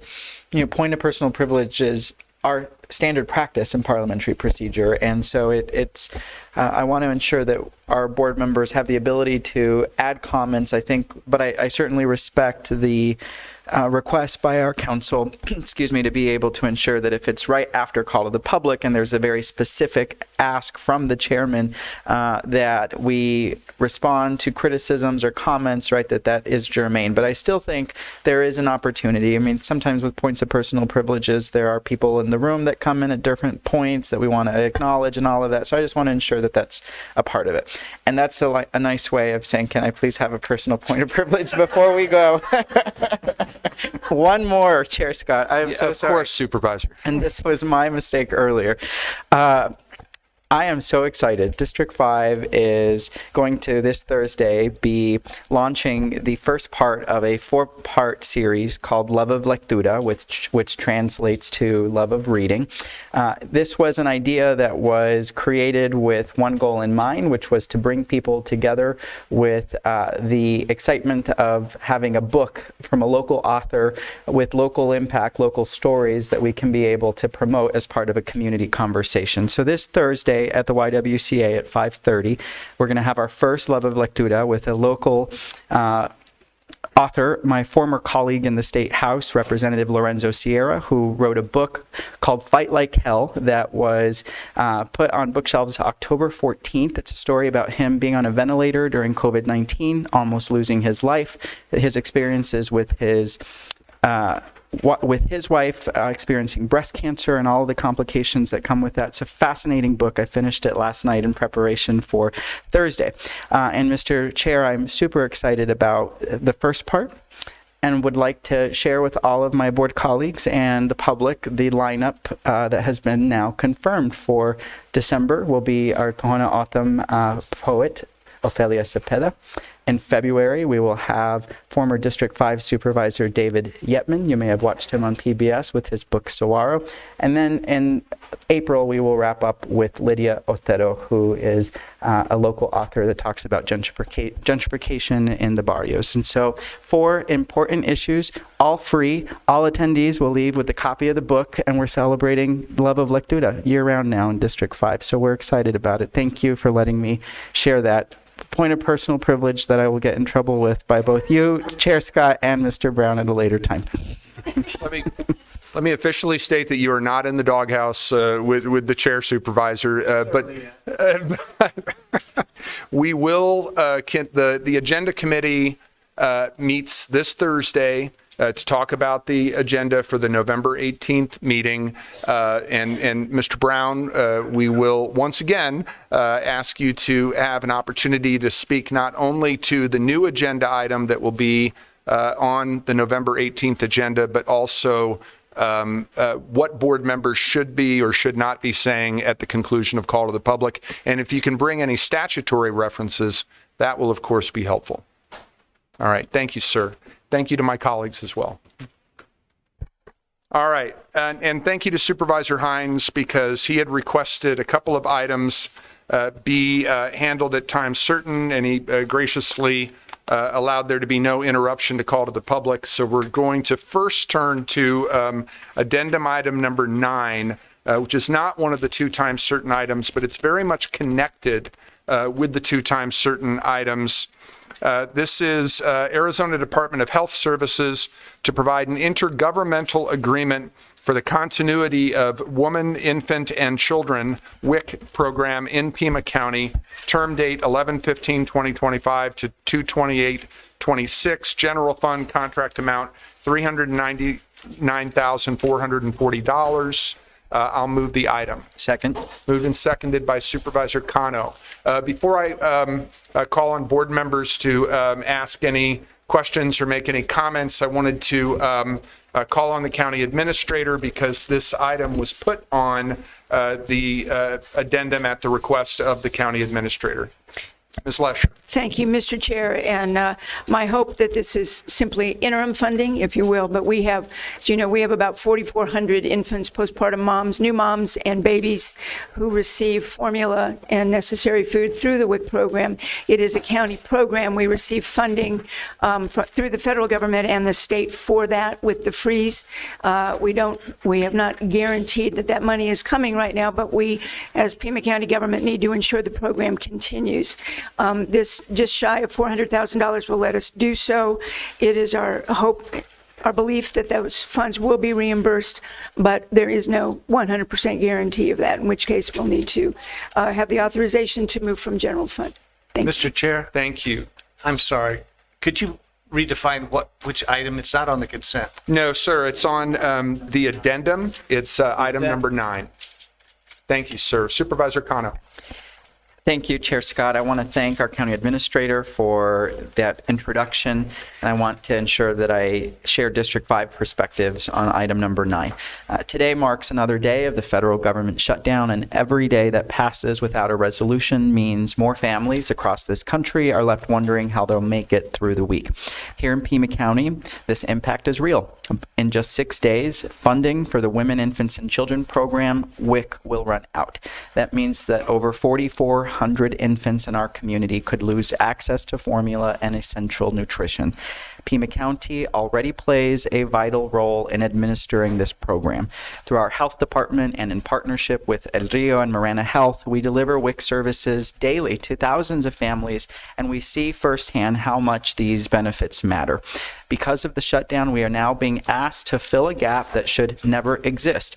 The plan before us uses a little less than $500,000 from our general fund to keep the WIC program operational through the end of November. It is temporary, it is targeted, and it is transparent.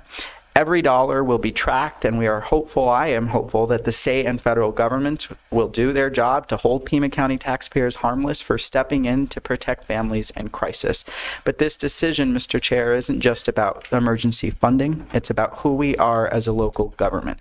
We have both a moral and economic responsibility to act, because when infants go hungry, the costs ripple across our entire community, from hospitals to schools to the workforce.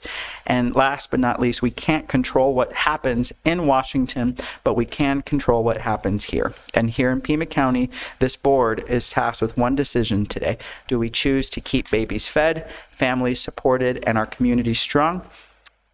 I think that we ought to consider doing that. Thank you. Thank you, Supervisor. Any other comments from board members? Mr. Chair, Supervisor Christie. according to the Grand Canyon Institute, which is a nonpartisan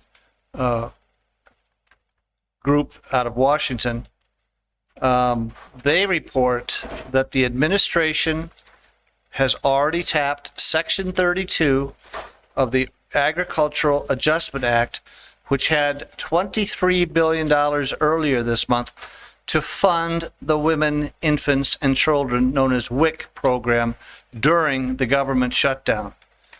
And I've just been notified that it just came in. The Trump administration is to pay partial November SNAP benefits by Wednesday. This is a federal issue. It is a federal government issue, and it appears that the money has been released and that WIC has been funded, at least for the short term. And hopefully, if the Schumer shutdown is removed, and perhaps if my colleagues would talk to their Democrat senators from Arizona to go back to Washington and get to work and get in more Democrat senators and open up the government, this would not be happening, and all of this could have been avoided. But in the meantime, WIC has been funded. Administrator Lesher, to at least partly respond to Supervisor Christie's comments, could you reiterate or bring up some new points as to why administration felt it necessary to put this item on our agenda? Mr. Chairman and members of the board, at the time when we placed this item, it was again our understanding that there is uncertainty regarding the full flowing of those funds and the receipt. And as I think I mentioned at the beginning, our hope is that we will be reimbursed this funding and that we will be able to continue without using the general fund. My ask is, if we were to approve this today, it allows us the flexibility to ensure that that we never miss a day of programming of the food and the formula for those babies. We will keep the board posted if we find out that that money has flowed and we are receiving the dollars from the federal and state governments. Then we will not use this general fund allocation, but this allows us the flexibility to ensure we don't miss providing the service. So to sum up, it's a fluid situation, but the staff feels that this was a prudent and timely ask of the board. Yes, sir. Thank you. Thank you. Supervisor Kano. Chair Scott, I have a question for Administrator Lesher. Yes, sir. So the background material, Administrator Lesher suggests that this funding runs out in 6 days. And so if there is news that the Trump administration is going to clear what should be the right thing to do, which is feed our kids, do we have 6 days to be able to ensure that that gap is closed? Meaning, isn't what we're doing right now the prudent and fiscally sound thing to do so that kids are fed? Chair Scott, Supervisor Kano, absolutely. I think this is the prudent thing to do to make sure that we have the capacity authorized by the board to provide that funding should there be any gap in receiving the funds. And before Chair Scott, I end my comments, have we received any indication, Administrator Lesher, that the Trump administration was going to fund the WIC program for Pima County to date? Chair Scott and Supervisor Kano, I have not received any information. We did not have that word as of last night, and I'm looking for nods. We have not yet formally received any information, have we? Chair Scott, Administrator Lesher, Supervisor Cano. As of last night, we have not received any word. I can tell you that since our initial memo was sent to the board, that dollar amount has changed. We started about $500,000, got to $499. Every week we had new information from Arizona Department of Health, at which point, as of the addendum deadline, the dollar amount that you see before you represents when they told us the funding would be cut off, right? If it changes, again, we have an IGA with them that can be modified, and payment may not be necessary, but this is a pass-through to the state of Arizona, who actually funds this program through the federal government. Thank you. Mr. Chair. Supervisor Christie. Ms. Lesher, would it be a good characterization or a proper characterization to state that things have changed significantly since last Friday regarding this? Chair Scott and Supervisor Christie, we have not received as a county any formal indication that anything has changed. I, like you, have been watching open source media and seeing that conversations have been taking place and that we have assurances that the federal government will be providing these fundings. We don't have that formally in place, which is why I'd like to ask for the authority to be able to spend this out of the general fund to be reimbursed, hopefully, when those federal dollars are available. But it provides us just the safety net if there's any slowing down in receiving those funds. And Mr. Chair, Ms. Lesher, can you categorically assure us that if that money is from the general fund is spent in the manner as you described, Pima County taxpayers will be refunded?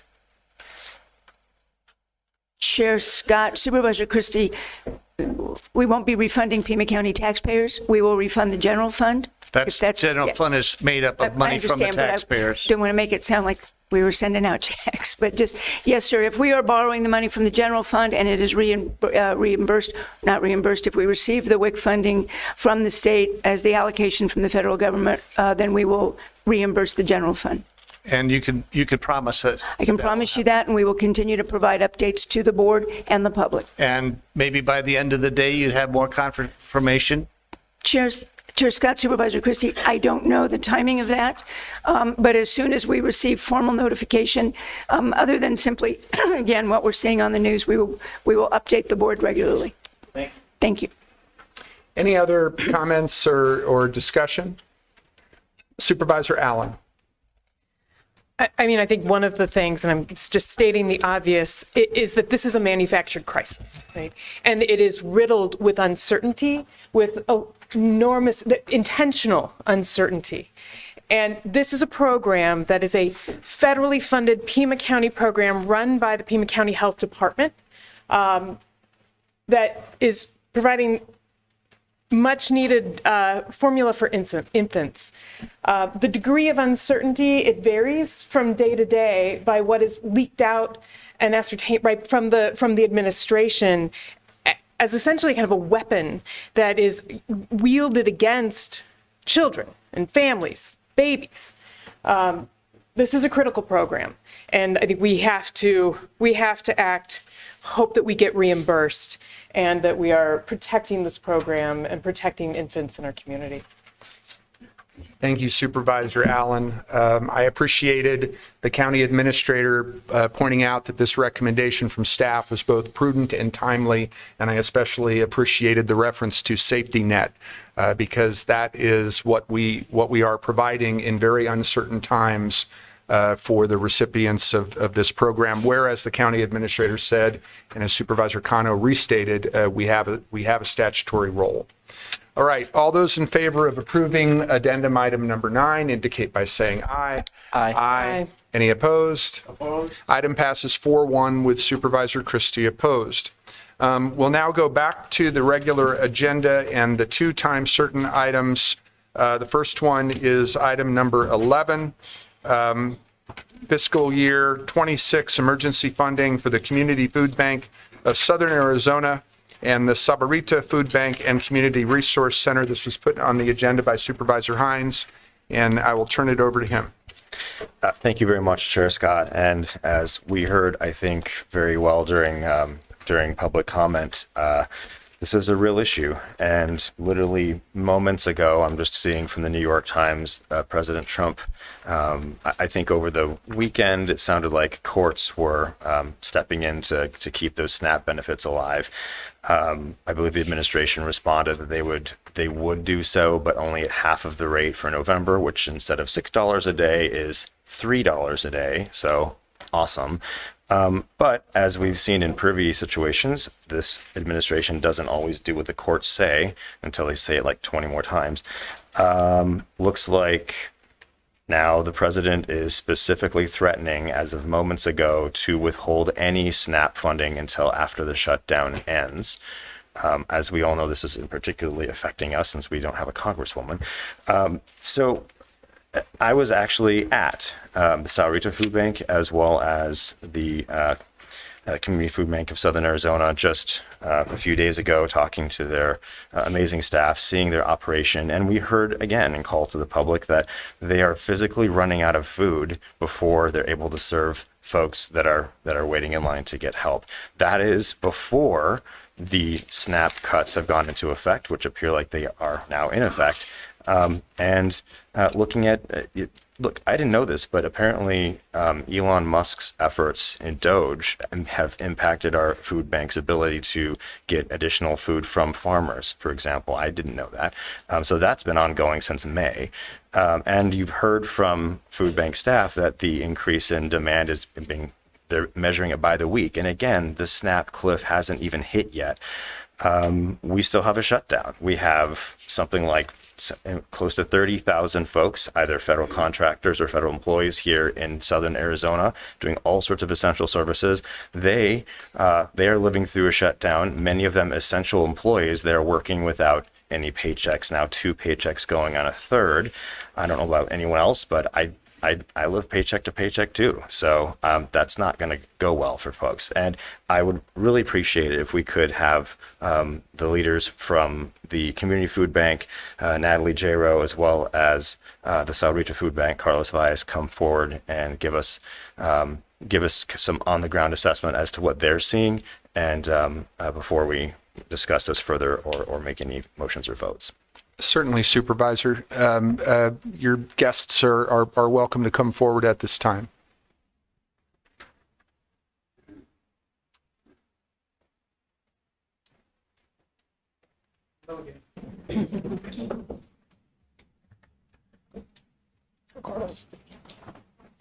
Yeah, go ahead.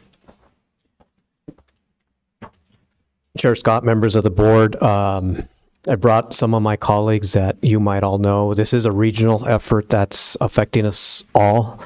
I can't just share from the Sahuarita or Marana area, but collectively here in Pima County, we're seeing an impact. Right now, what we're seeing are a lot of federal employees that are coming in to our food bank stating that this is... I apologize for interrupting. If you could just state for the public and the media your name, I apologize, your Chair Scott, and the folks who are with you. Yeah, I'm Carlos Valles. I'm the executive director of both the Marana and the Sahuarita food banks. Thank you. I have Suzanne Cameraman, who is the executive director of Arivaca Human Resources. Claudio, if you want to go ahead. I'm Claudio Rodriguez, the Vice President of Policy and Advocacy for the Community Food Bank of Southern Arizona. Hi there, I'm Callie Tippett with Greater Vale Community Resources, serving southeastern Pima County. And Tom McKinney, I'm the CEO of Interfaith Community Services. Thank you all. Again, thank you for this opportunity. We're talking about SNAP cuts, but the fact is right now we're having a lot of federally furloughed employees come through our doors telling us we've never had to use your food bank. What do we need to do? And so it's disheartening to be hearing about this. And Supervisor Hines, we do appreciate you reaching out to us and also the Community Food Bank of Southern Arizona. But this is a much bigger effort. It's a regional effort. It's a national effort. And so much like my colleague Gladio stated, we're reaching on the community to come and volunteer, donate, work here in your community. If there's a local food bank, local food pantry, another organization that's serving your community, reach out to them, because I know that the item that's on the agenda, it's just short term, but we need to continue working together as a community. Thank you. Thank you, sir. Anybody else wish to address the board? Yeah. Mr. Rodriguez. Yeah. Thank you again. It's a whole lot easier when there isn't a timer, counting down. But as our partner Carlos mentioned, there are people coming in for the first time. And we do expect that not to just be because of the shutdown, but because of HR 1 impacts. Right now we have veterans who have been exempt from SNAP benefits as of July 4th when the bill was signed. So we have veterans who are having a much harder time actually come to our doors, seek for assistance. They're learning to navigate it, and they have to meet new work requirements, as well as foster youth who, once they age out of the program, they used to be exempt, so they didn't have to do all of the requirements because of their situation. Now they're no longer exempt, as well as able-bodied folks. But the biggest message here is, as I mentioned earlier, and as Sergeant Cross mentioned, it is unfair to also put this burden on you. It is for the community to come together, because at the end of the day, that's what makes our organizations thrive, is people coming together. So again, I asked our neighbors, our partners, and people in the audience and people watching to donate, volunteer, and show up for community. Thank you. Thank you. Yes, ma'am, please. I'm Suzanne Kammerman in Arivaca, and both Community Food Bank and Sarita Food Bank are partners of ours. And thank goodness we're in the Food Bank Network of Arizona, so that our tiny little town of Arivaca can partake with all of the funds that are filtering down through that. But I've got a real story that happened to me this week. So we have a Arivaca Helping Hearts Fund, which is an emergency fund, and a family of 5 came in, and they normally can take care of themselves. They've never come to us for assistance before, and because of the food stamp cut, they can't pay their propane bill. So she said, we had a choice between we can't purchase food. We know that this month that we won't be able to pay food. We have a propane bill that we're filling up. We just got down into the lower 40s last night in Arivaca. Propane is their sole heat. So they needed help with their propane bill. So the ripple effect of this is affecting our communities in more ways than just food. Thank you, ma'am. All right. Go ahead, Ms. Tippett. I'm very sorry. Sorry about that. Thank you for this opportunity. Just wanted to share from our perspective what we're seeing. We are seeing federal furloughed workers come and visit us for the first time, struggling with the weight of making that choice and seeking assistance from their community. And we are appreciate efforts to access resources for community food banks. It's imperative that not only that we provide food, but we provide nutritious food. So access to protein, access to fresh, healthy produce. Organizations like mine don't have the infrastructure in place to purchase those things in large quantities. Organizations like the Community Food Bank bear that weight. Organizations like the Sarita Food Bank bear that weight, and then they push food and commodities out to organizations like ours. And just wanted to share that also our food banks are all connected through the Link to Feed program. And so we can see if somebody has come to us that they have also maybe visited Sarita in the past, or maybe the Community Food Bank, and families are limited to the amount of distributions that they are able to receive. So if there's a concern about abuse of use or food bank hopping, we are linked. And we are working together to make sure that we're serving the broadest and largest amount of people in our community. Thank you.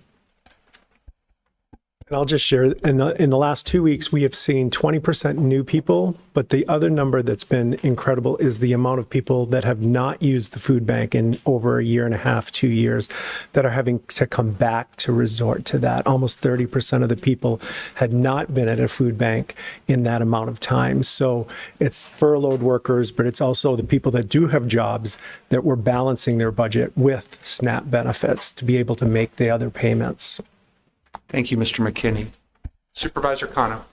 Thank you, Chair Scott. I want to thank all of the representatives for addressing the board. I wanted to just provide the opportunity for the Community Food Bank with Mr. Rodriguez to answer a few more questions, if you don't mind.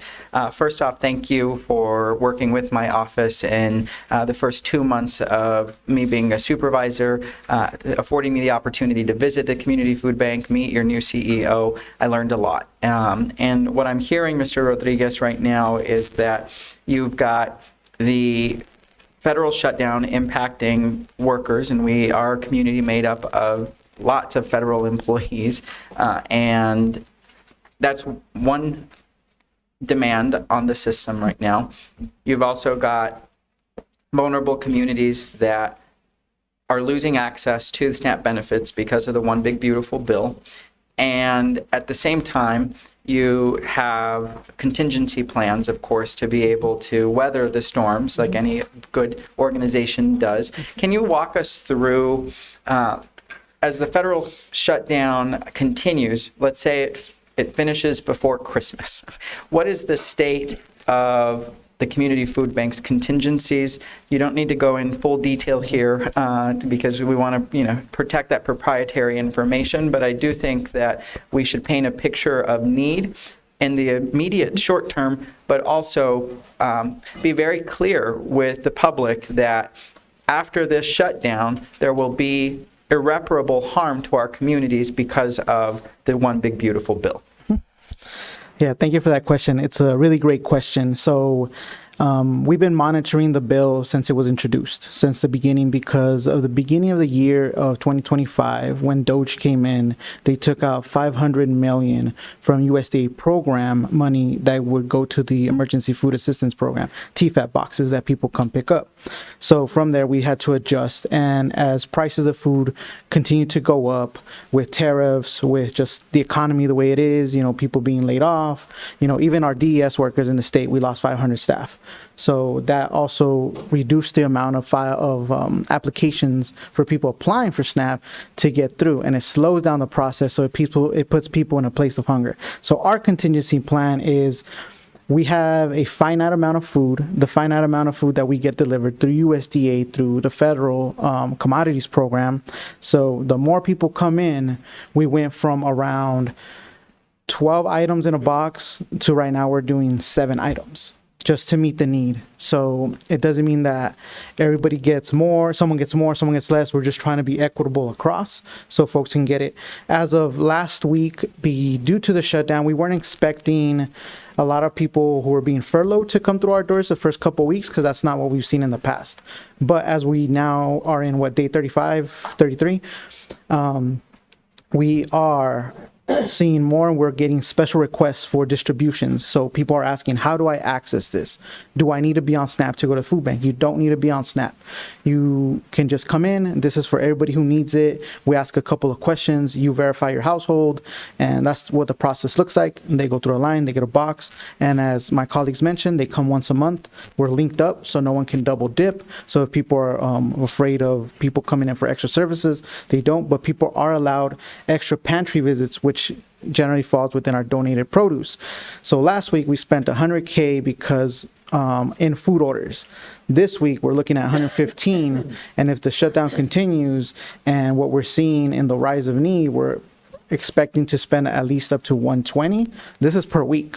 So to put in perspective, that's a lot of food. So a truckload of rice, when you see down the street a semi, like we order rice, like that's the biggest commodity that we can get that can feed the most people, as well as beans. And then with the holidays coming, people are going to be coming more through our doors because kids are out of school. They come through. So our contingency plan is that our doors will be open.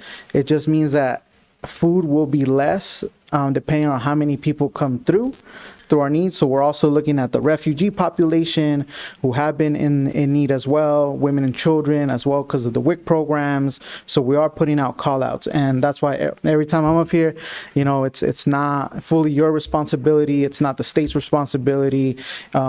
We pay taxes to the federal government, and right now it's being withheld. And as Supervisor Hines mentioned, it's $6 a day. Now it's reduced to $3, and that probably won't be released this week, maybe later next week, right before the holidays. To put in perspective, the average recipient gets $150 a month when it comes to SNAP benefits. So it's $150. So you're not getting $1,000, you're not getting $2,000, you're getting $150 on average. So that's about $75 for the month of November. That's maybe a nice, Thanksgiving dinner or what have you. But that's the reality that we're facing. And it's not complicated. It's just really complex, the world that we're navigating at this moment. And I hope that answers your question. Thank you, Mr. Rodriguez. I appreciate you answering that. And Chair Scott, just brief comments. I mean, look at the impact already trickling down because of Congress's inability to offer solutions to one of the most important necessities, which is food. I am horrified that anybody would think that because courts intervened last week and the Trump administration is now saying, we will send the SNAP benefits. Oh, but by the way, only half. Can you imagine surviving on $75 a month in a SNAP benefit and relying on that to feed a family of 3 or 4? I appreciate the contingencies that you have placed, Mr. Rodriguez, and the leadership at the food bank. And I heard a message of local governments will not be able to do it alone. You're going to continue to need support from the community. Just last night, I was at a neighborhood association meeting in Catalina Vista in Midtown and District 5, where they agreed to a $1,000 contribution to the food bank that is incoming.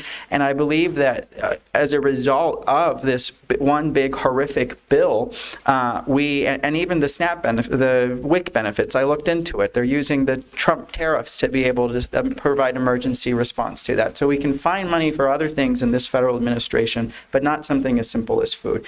If you get the idea, Chair Scott, that I'm getting, my blood is boiling a little bit, it's because it is. This is a very personal experience, having grown up on food stamps and being raised by a single mom. So I see the impact, and I see the tremendous need that we're going to have to hold hands together in the next couple of months, and appreciate you all sharing some more information. Can I add one more thing? Just want to add one more thing.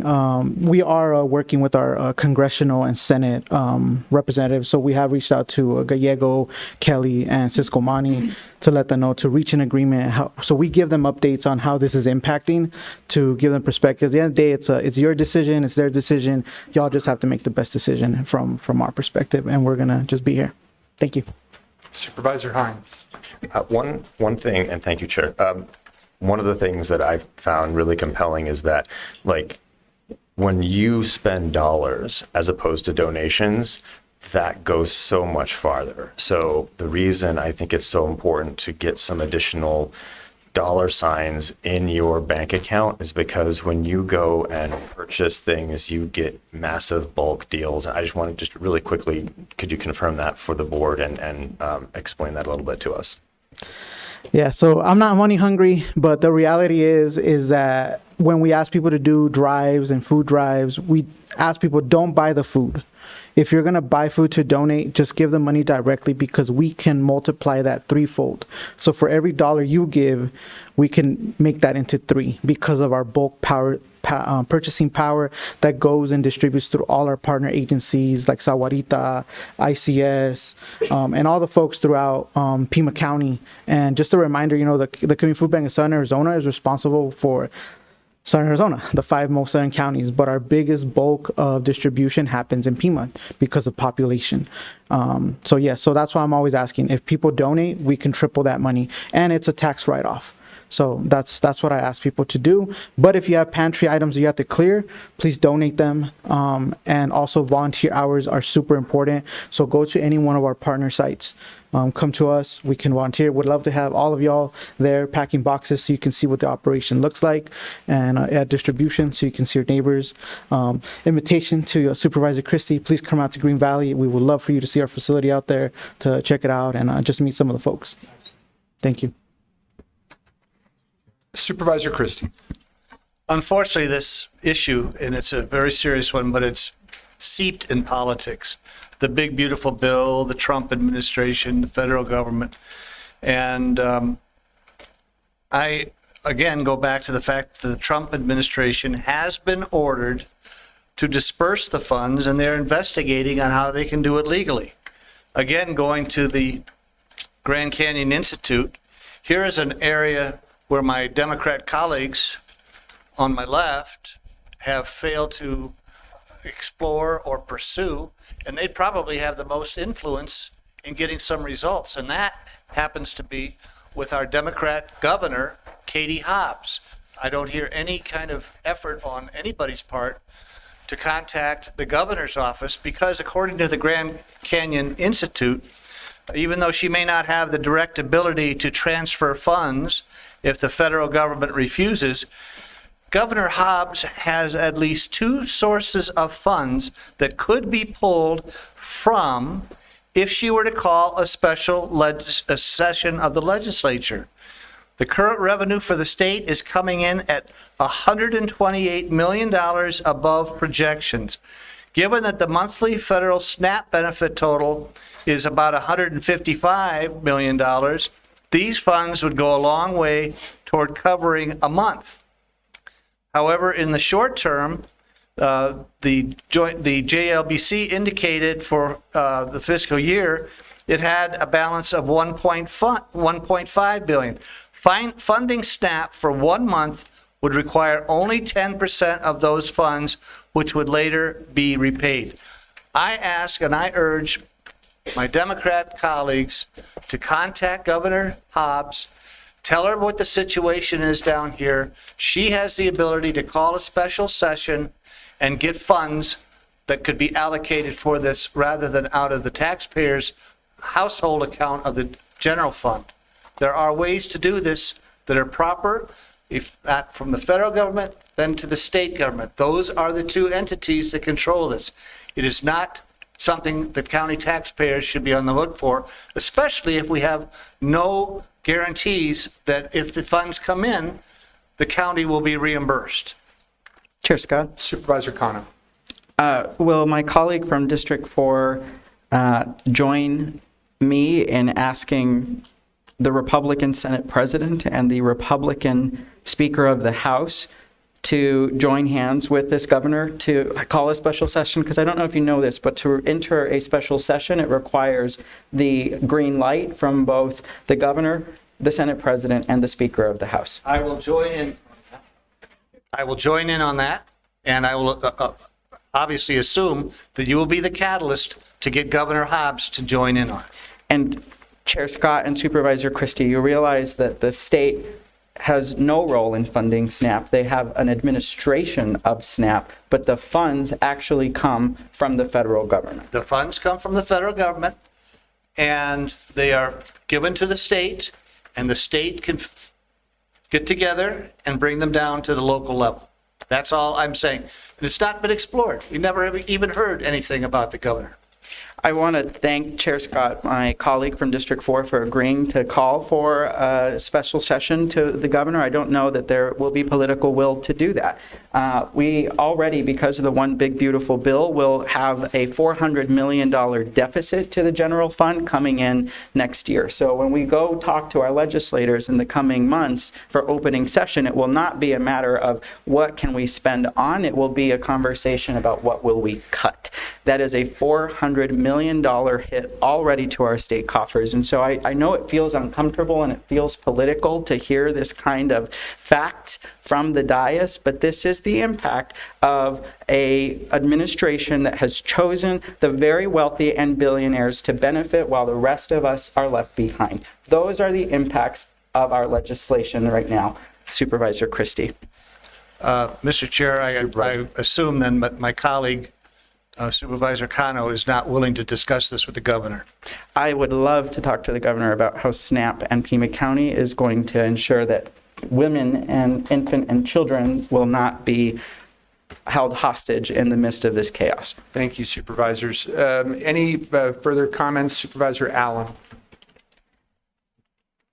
Thank you all for being here. Thank you for the work that you do. Thank you, Supervisor, for bringing this to the forefront.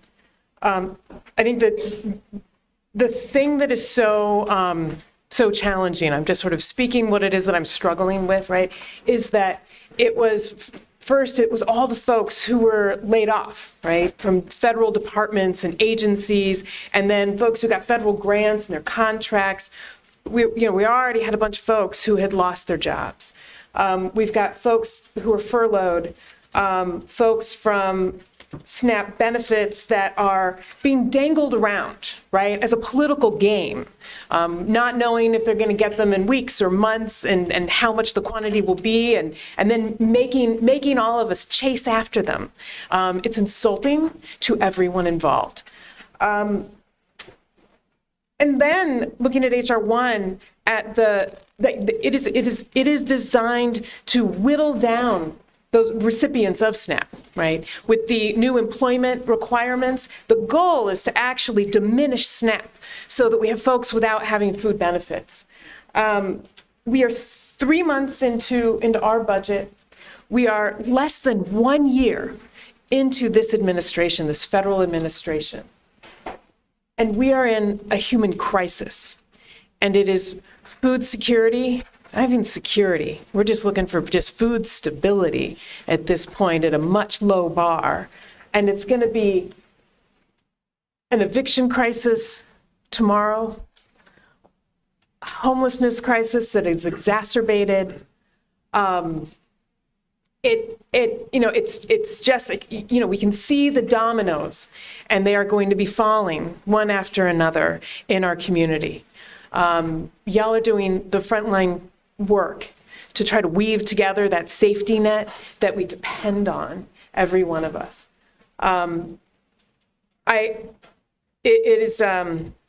It's just critical, and it's overwhelming. Just to be frank, it is incredibly overwhelming at the amount of need that there is. The other piece, well, I'll just leave it at that for now. Thank you. Supervisor Hines, did you have some further comments? Just because, things are changing rapidly while we're talking about this. But just to underscore, from 10:45, so that's relatively current, though there might have been a tweet, I don't know. In a post on social media, Mr. Trump charged that benefits under the Supplemental Nutritional Assistance Program, or SNAP, quote, will be given only when the radical left Democrats open up government, which they can easily do, and not before, ! End quote. The president's comments carried great political, legal, and economic significance and raised concern that the administration might be violating a judge's order requiring the government to keep funding SNAP payments. So while the president, while the federal administration sort of, again, play around here, we are here in Pima County. We have the capacity to do this emergency funding. This isn't going to fix anything permanently, but we can make sure that hunger, true hunger, isn't going to hit as many people in our community by passing this. I know it's tough. We have our own budget issues. We have revenues coming in a little better, a little stronger than we were expecting. Looks like maybe we're going to win the SSP lawsuit and maybe get that $10 million back. Don't know when that's coming in. But we do know that people are going to be going hungry literally right now. And it is incumbent upon us to take action. We don't have the luxury of playing around with this as a political football in D.C.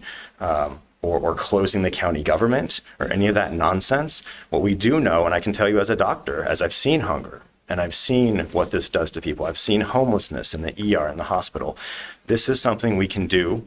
We can contribute to some, and we can help to stave this off for people, at least for a few weeks, maybe through the holidays with these funds, and with these excellent people, community servants here to administer them. And so I look for your support. Supervisor Kano. I'm hoping to ask questions of staff, and I don't know if there's any more comments from our guests so they can be seated. Thank you. Thank you.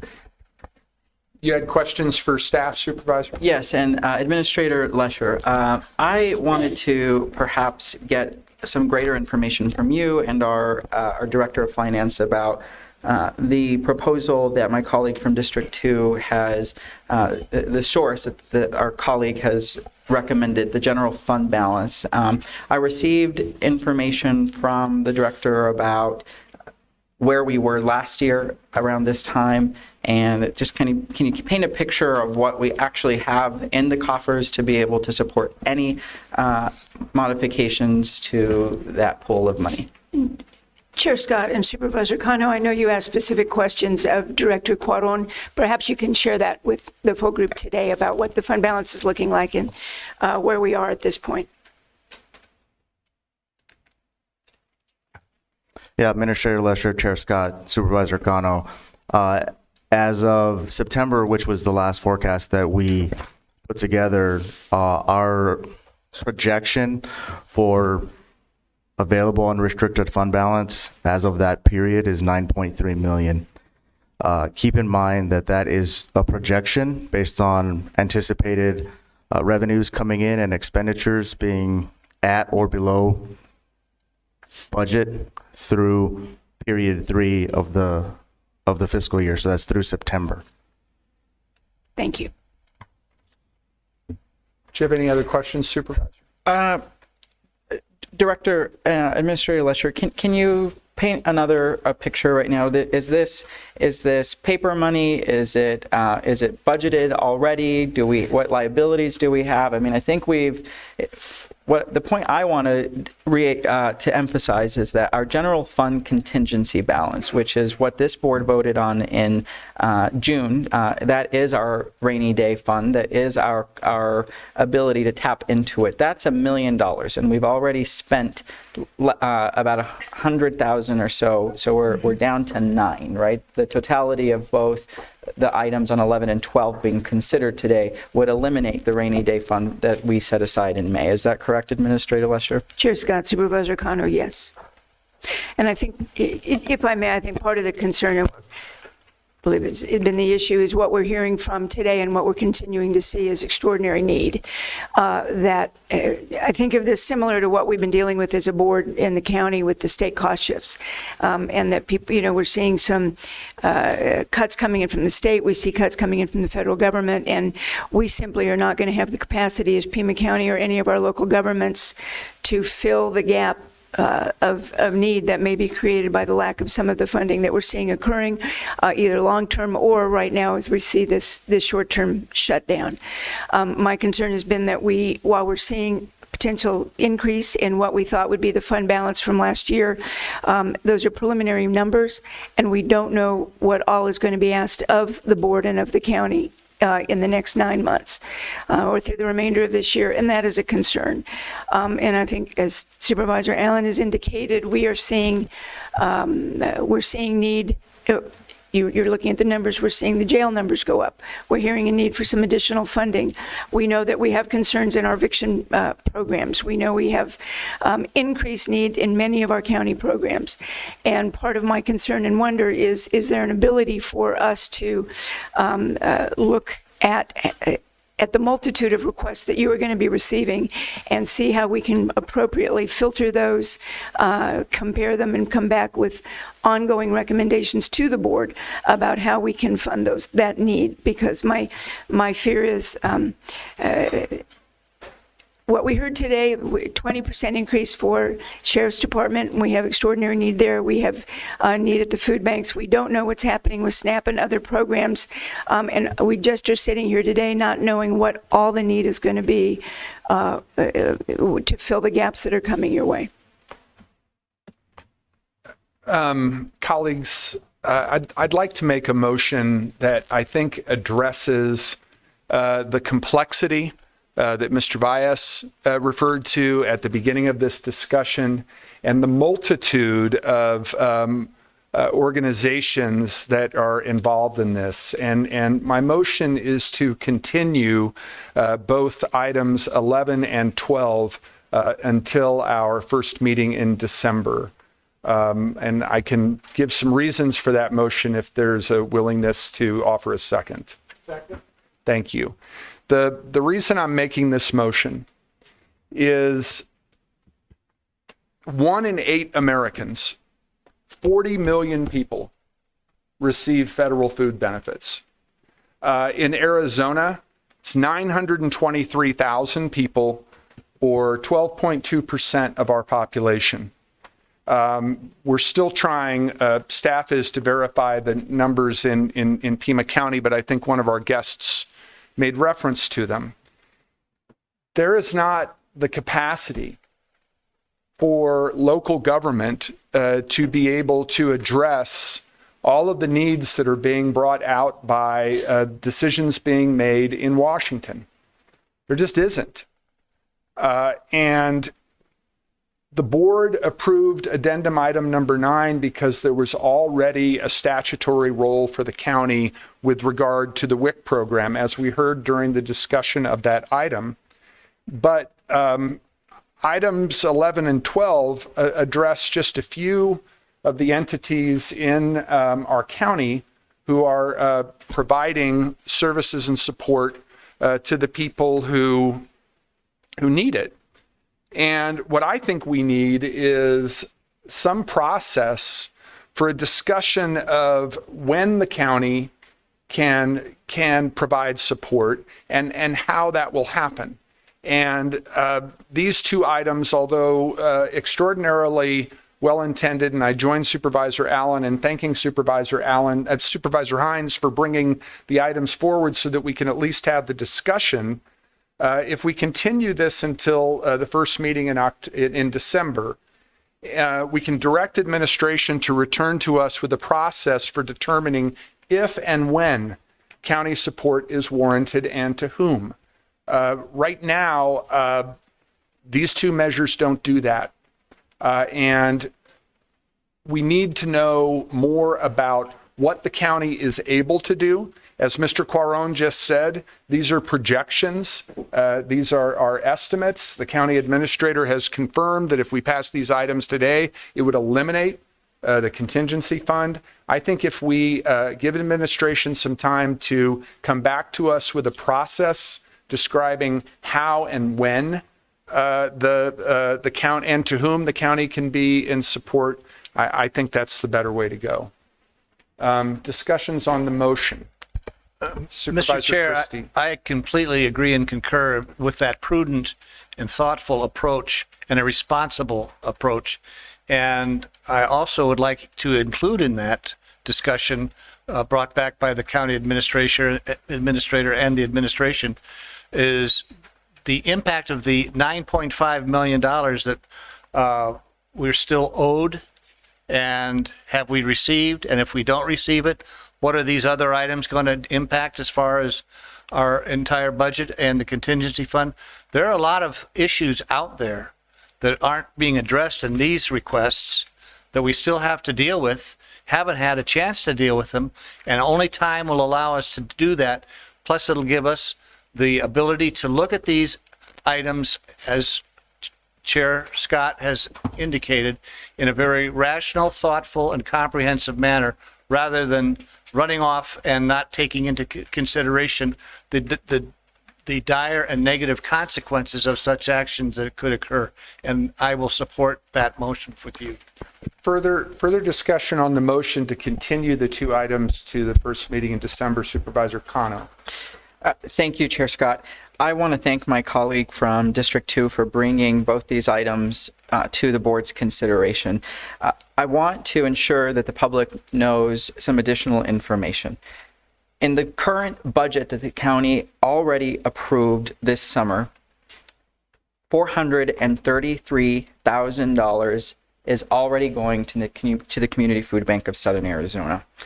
The Sahuarita Food Bank and Marana received $242,000 from that same pot of money. So we're talking already about nearly $1 million out the door.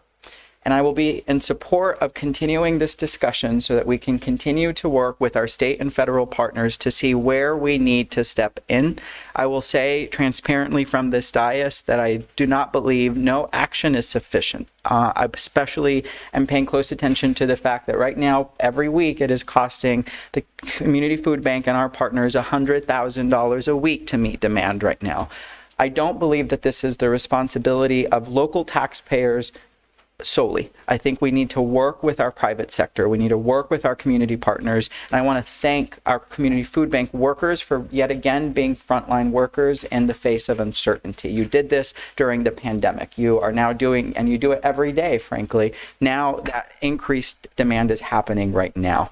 I am optimistic that we can find measured policy that we can support that is tangible and that has the most impactful use of county taxpayer dollars. And I want to reiterate that we are already spending nearly $1 million on food assistance in this current budget. And as we consider more, please know that this board has less than $900,000 to be able to respond to emergency efforts for the entire duration of this fiscal year, meaning between now and May. This is the first major issue that we've got to consider, June, but there will be a cadence to this kind of support where I can't justifiably say that all of that be eliminated right now. We have 7,000 employees and emerging needs of 1 million county residents, but I am in support of a smaller amount to support at least a portion of what's being requested by my colleague from District 2. It's the humane and moral thing to do. Thank you, Supervisor. Further comments on the motion, Supervisor Allen? I think I will also support the motion because I think, as I said earlier, but food stability is kind of the tip of the iceberg, and other things are inherently going to ripple out after that.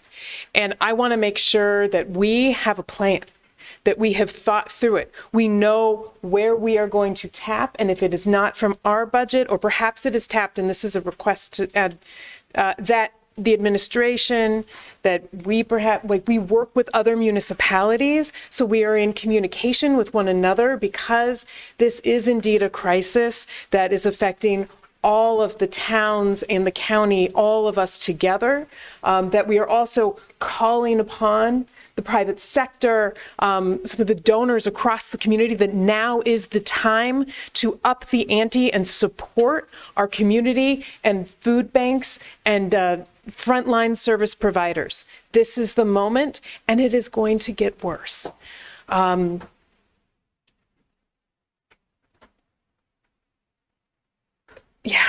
I guess that's as much as I would want to just, open up the bank, but it is not, yeah, we got to think about the future. Thank you, Supervisor. Mr. Chair. Supervisor Christie. I'd like to agree with Supervisor Allen's assessment about all hands on deck type of a situation. This is a community-wide effort. We've always been very supportive of food banks throughout our community here. And the people of Tucson, speaking of which, City of Tucson, I'm sure, is going to be partnering with us in this effort, as the other jurisdictions in Pima County. And the people of Pima County have always been generous. I know they'll come through on this particular case. And just as an example, Tucson Electric Power just donated $50,000 to the food bank. So it can be done community-wide, and we need to explore all that before reaching into uncharted waters that we don't know about in our budget. Thank you. Thank you, Supervisor Christie. Any other comments or from board members? Supervisor Cano, and then Supervisor Hines, were you seeking recognition?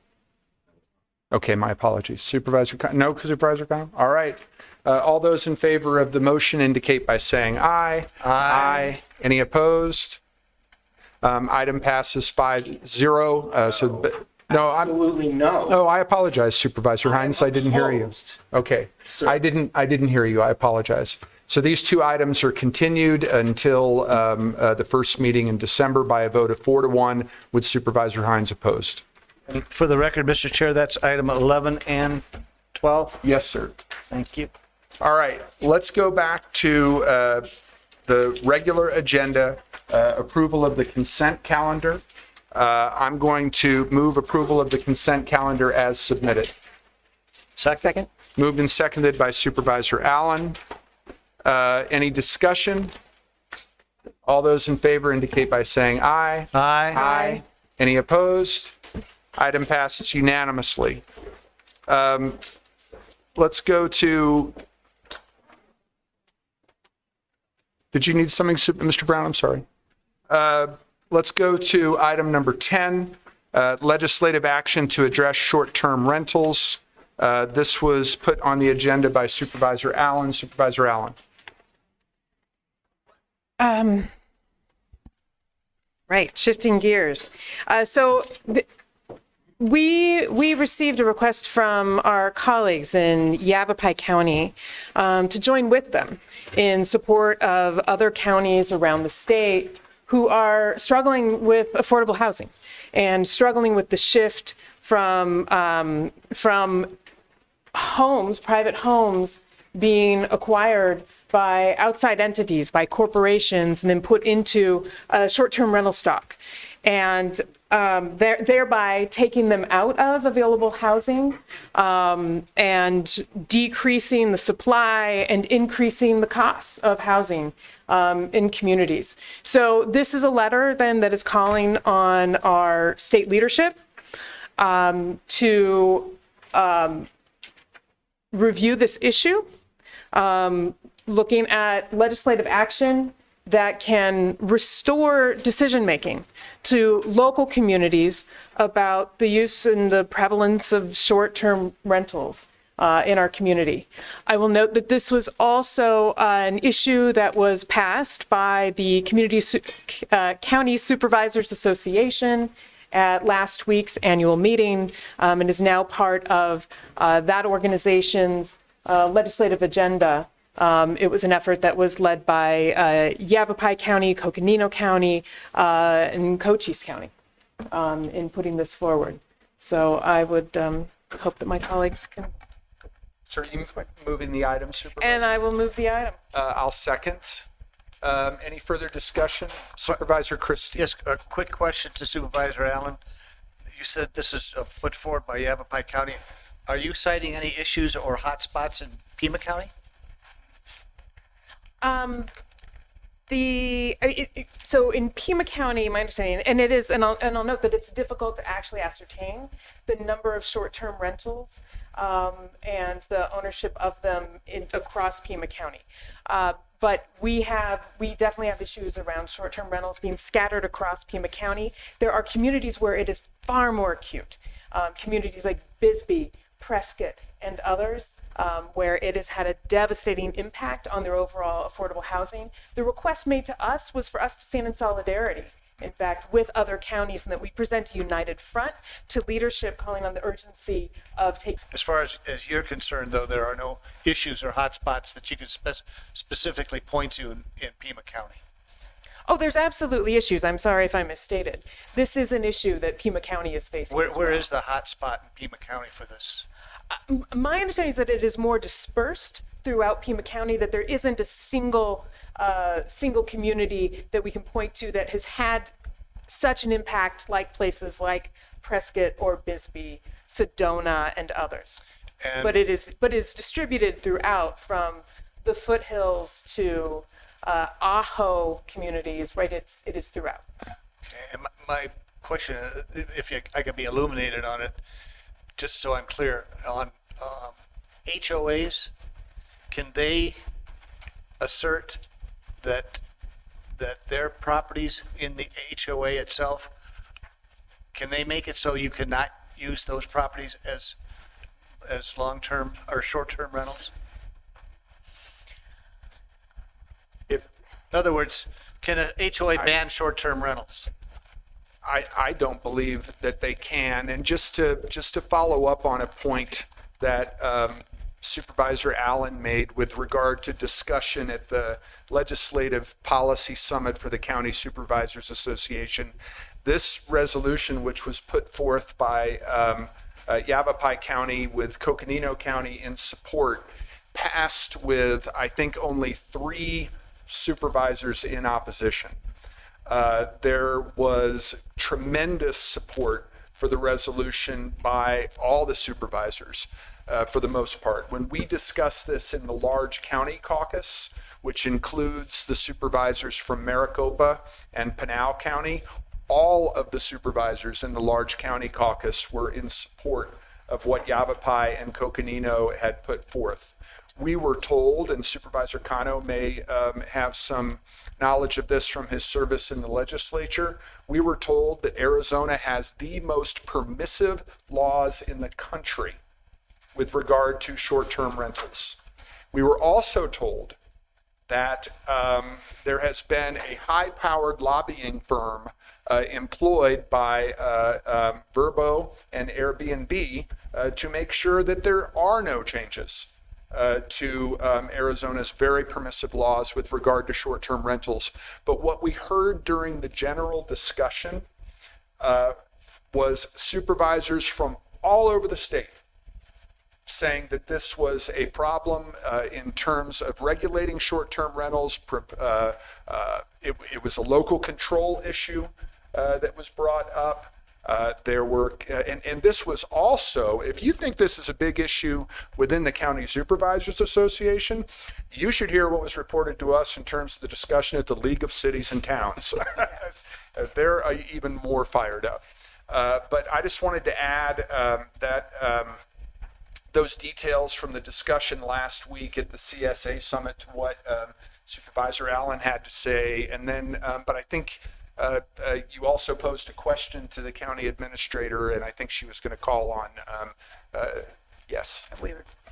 Chair Scott, I was asking Deputy County Administrator DeBonis if we had some additional information. Are you aware of pockets within the county where you're hearing concerns on the issue? Chair Scott and members of the board, County Administrator Lesher, occasionally our code enforcement team does receive complaints. As Supervisor Allen indicated, they're dispersed throughout the county. So those are mostly associated with rental properties where events are being held. So it's a wedding event or it's a party that's taking place that's causing disruption in the neighborhood. So other than that, we've not tracked this issue, but we do respond when we do get complaints from adjacent neighbors. So that's all I have to add. Thank Chair you. Scott. Supervisor Cano. I want to thank my colleague from District 3 for bringing this item forth, and I do believe that my colleague from District 4 brings up a good point, which is we need to have additional data to inform Pima County residents about the impact of short-term rentals. I am in support of the item because I think we're joining communities of all sizes and of all political majorities in different parts of the state where short-term rentals have impacted not just quality of life for the people surrounding these short-term rentals, but also our housing supply being impacted as a result. When you flip a house and you have a short-term rental company coming in to purchase that and then only have it available for short-term rentals, that reduces our ability to house people. It reduces that ability for folks to say that they can have a home that they can afford. And I do think that if we want to paint this picture with our community, that we've got to do a better job tracking.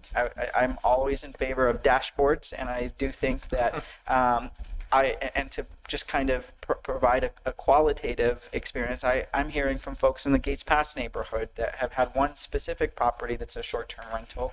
We can't get a hold of Airbnb.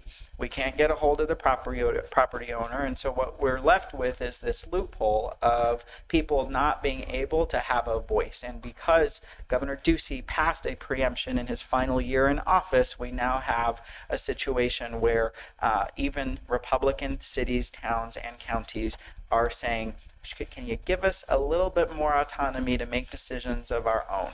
And that's what this is doing in this proposal, is adding to our legislative agenda a bipartisan effort to say to the legislature, do something about this. Thank you. Mr. Chair, Supervisor Chris, Supervisor Scott, are you asking to maybe continue this and to get more information? Or Chair Scott, Supervisor Chrissy, I do not need more additional information to support this item. I know that the impact of short-term rentals in our community is real because I'm experiencing that with constituents in District 5 at this moment. But I am asking, as a part of this, that we do get additional information so that we can make an informed decision not related to this policy, but ensuring that we know the true impact countywide. And so it's not a germane inclusion, I will admit, but I am asking via the form of my comments for our county housing folks to look into this. Mr. Chair, Supervisor Chris. just as a note, if it matters with me, my first blush at this proposal is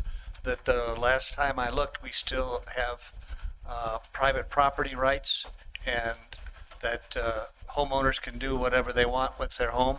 And as far as the behaviors that are listed in the draft letter, it seems to me there is a remedy for those behaviors, and that's called calling law enforcement.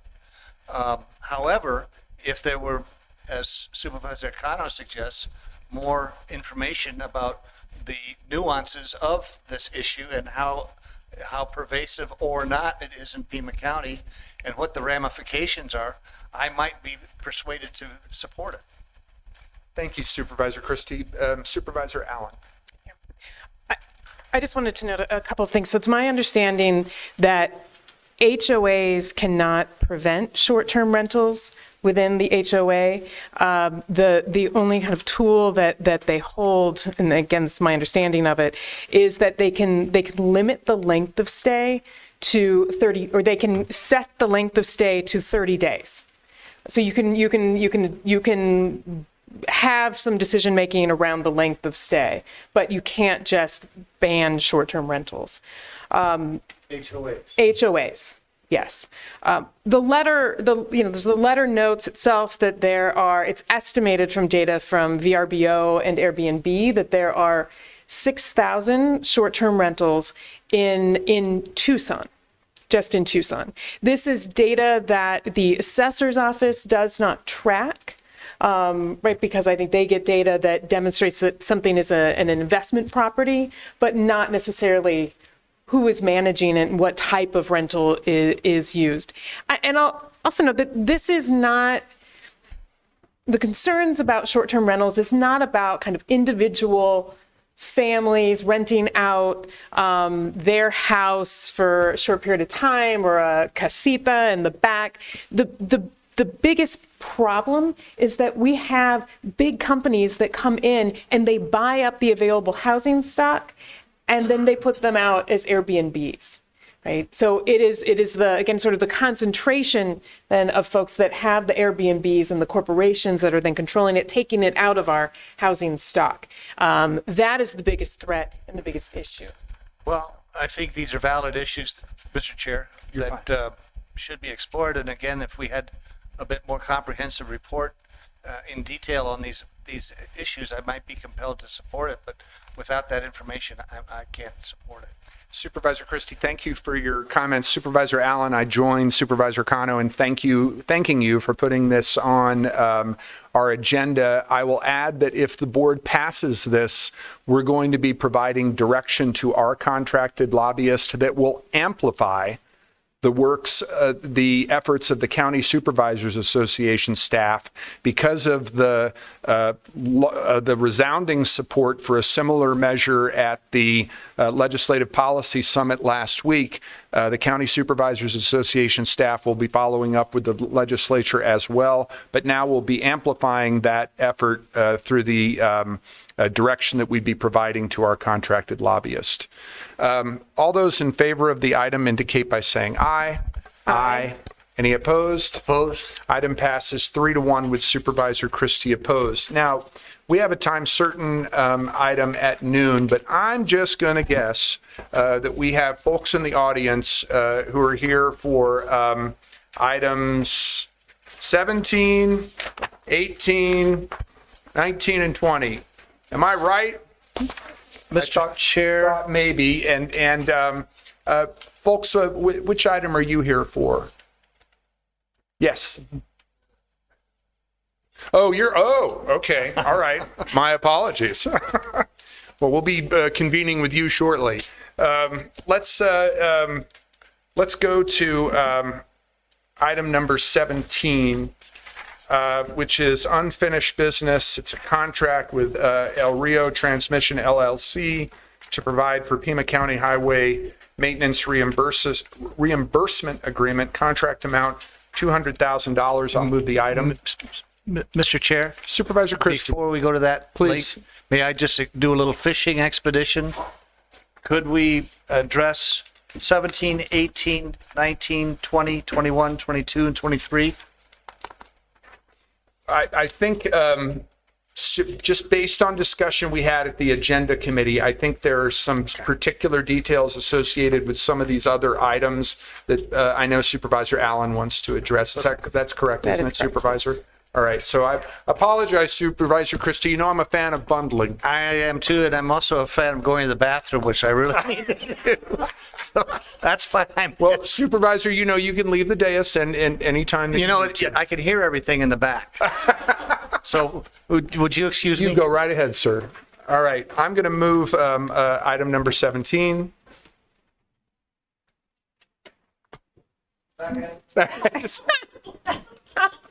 Moved and seconded by Supervisor Christie. I swear I heard him. Let's have discussion on that item. Supervisor Allen. Well, so I would actually like to, I'll say, so I reached out and spoke with the chairman of the Tohono O'odham Nation and his attorney general, and they have concerns with the county taking these actions at this particular time, given their opposition as plaintiffs to some of the impacts this project will have on ongoing litigation. So I would actually like to make a motion that we table items 17 through 20 and request that county administration monitor the lawsuit and keep in communication with the Tohono O'odham Nation and the Center for Biological Diversity, or the plaintiffs in the suit, to ensure that any future board actions related to Sanzia and El Rio Sol won't adversely impact their case. So that's a substitute motion. Is there a second for that? Seconded by Supervisor Kano. Let's have discussion on the substitute motion. And Supervisor Christie, did you hear what that was? Yeah, to table items 17 through 20, and then can just further details to the motion. You were asking for follow-up from administration and consultation with both the nation and the Center for Biological Diversity? Yes. Okay. Any further discussion from board members? Just to be clear, this is just Supervisor Allen's desire to have more information from certain groups. And it's going to be tabled to which meeting? Oh, thank you. Thank you. So I am asking that the administration monitor the lawsuit and keep in communication with the nation, with the two plaintiffs, the nation and the Center for Biological Diversity, to make sure that any board actions don't negatively impact actions related to Sanzia or El Rio Sol, won't adversely impact the litigation. Because the concern, sorry. Because what has been shared in conversation with the nation is that they feel like these items will adversely impact their litigation. So just to be clear, you're asking for indefinite postponement until we get some clarity on those points. As the litigation, as the litigation moves forward, keep in touch with the nation so that if and when these come back up, or if we put them back on, it is at a time in which they will not negatively impact the litigation. All right. Supervisor Christie, but then I also have a question for administration. Yeah, I would share that question too with administration. What is the impact of this? It seems like an indefinite delay. We've got contracts going here and revenue coming into Pima County and transmission to areas that desperately need to have this infrastructure. I can't believe that the nations haven't been kept informed on this whole process up till now. These are major expenditures that are going through their tribal lands, and the importance of these items are going to be withheld until, if I'm hearing correctly, an indefinite time. Doesn't that have a breach of contract involved somewhere? And this is in the instances of 17, 18, and 19 revenue to the county. So let me ask, with regard to the motion, Administrator Lesher, what are the ramifications, if any, to the county for indefinite tabling of these 4 items? And Mr. Chair, if I could, before, Please. Could we add up the revenue that this would impact on those 3 items? I could do it off my head. 200,000, 33,000, 850,000. So it's a little over $1 million. Chair Scott, Administrator Lesher. thank you, Chair Scott, and members of the board, and I'll ask Mr. DeBonis for a little additional information, but I think, as you heard, these contracts before you today provide for revenues for some of the conservation mitigation that is required through the Arizona Corporation Commission and some funds for road maintenance in the area. But the specifics, we have both the Director of our Conservation Land and Resources as well as Mr. DeBonis. Mr. DeBonis, we'll start with you for additional, if we could. Thank you.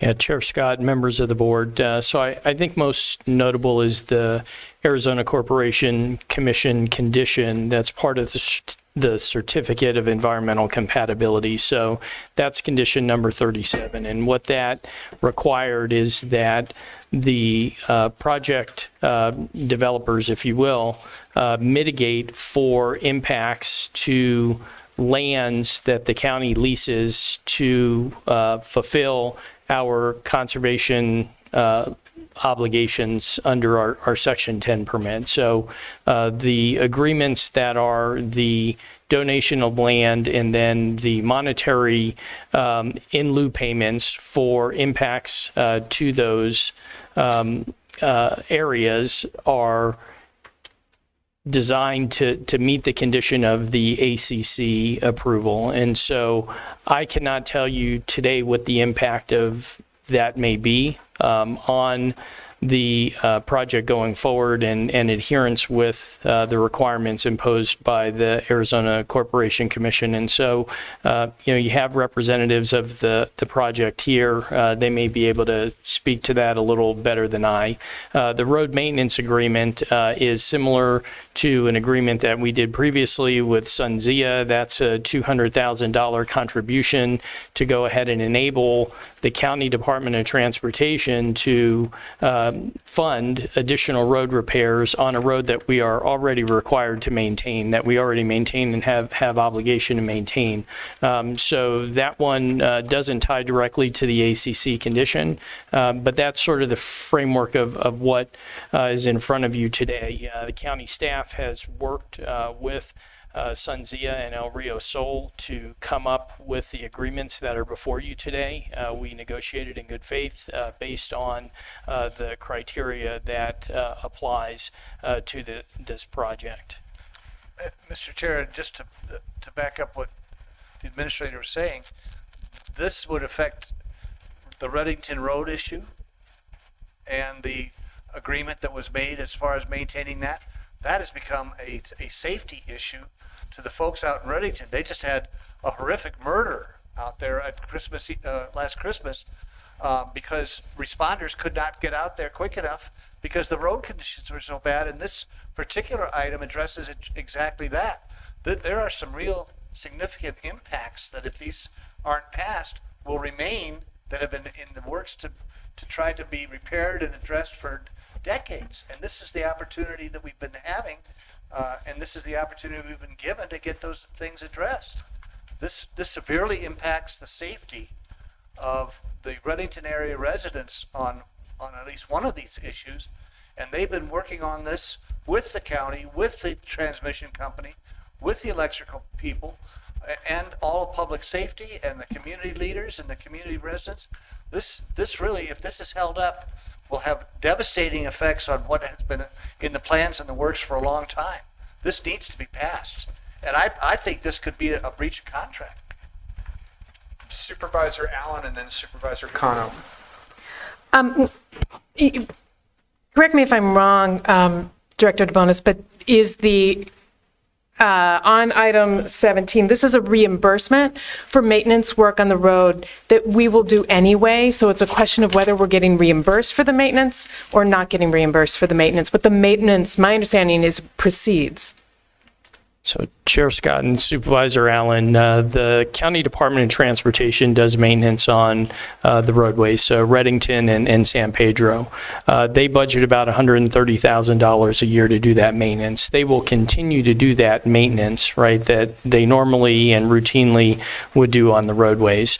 This agreement, item number 17, presumes that the project is going forward by El Rio Sol, that as a result of that going forward, there is additional heavy vehicle traffic on that roadway that would add to the deterioration of the road, and the $200,000 agreement would go towards addressing that additional impact. So the Department of Transportation, if this agreement isn't approved today, would continue to do routine maintenance using Department of Transportation funding. This agreement is intended to fund additional maintenance that would be necessary as a result of the increased usage from the project construction. And Mr. Chair, Mr. DeBonis. Hold on just a second. That was Mr. DeBonis responding to Supervisor Allen. She still had the floor, and then I was going to call on Supervisor Cano after that. Pardon me, Supervisor Christie. That's fine. That's good. Okay. Supervisor Cano and then Supervisor Christie. Thank you, Chair Scott. Administrator Lesher and Mr. DeBonis, are we in violation of any breach of contract by extending this to a future date? And let's answer that before I recommend an additional date. Chair Scott, Supervisor Cano, I don't think we're in breach. I think the question pertains to the indefinite tabling of it and tying it to then the steps in the lawsuit. And so I understand entirely the desire to communicate with the tribe and with the Center for Biological Diversity on the effects of these actions upon the suit that is pending. So there was a ruling in the appellate court on that. We have not seen as of yet a calendaring of any further court dates on that. And so I think a continuance with a defined time frame to allow us to gather additional information, speak with the tribe, speak with the Center for Biological Diversity would enable us to come back and give you a full picture of how this relates to the concerns that they may have. And so the requirement for mitigation was imposed by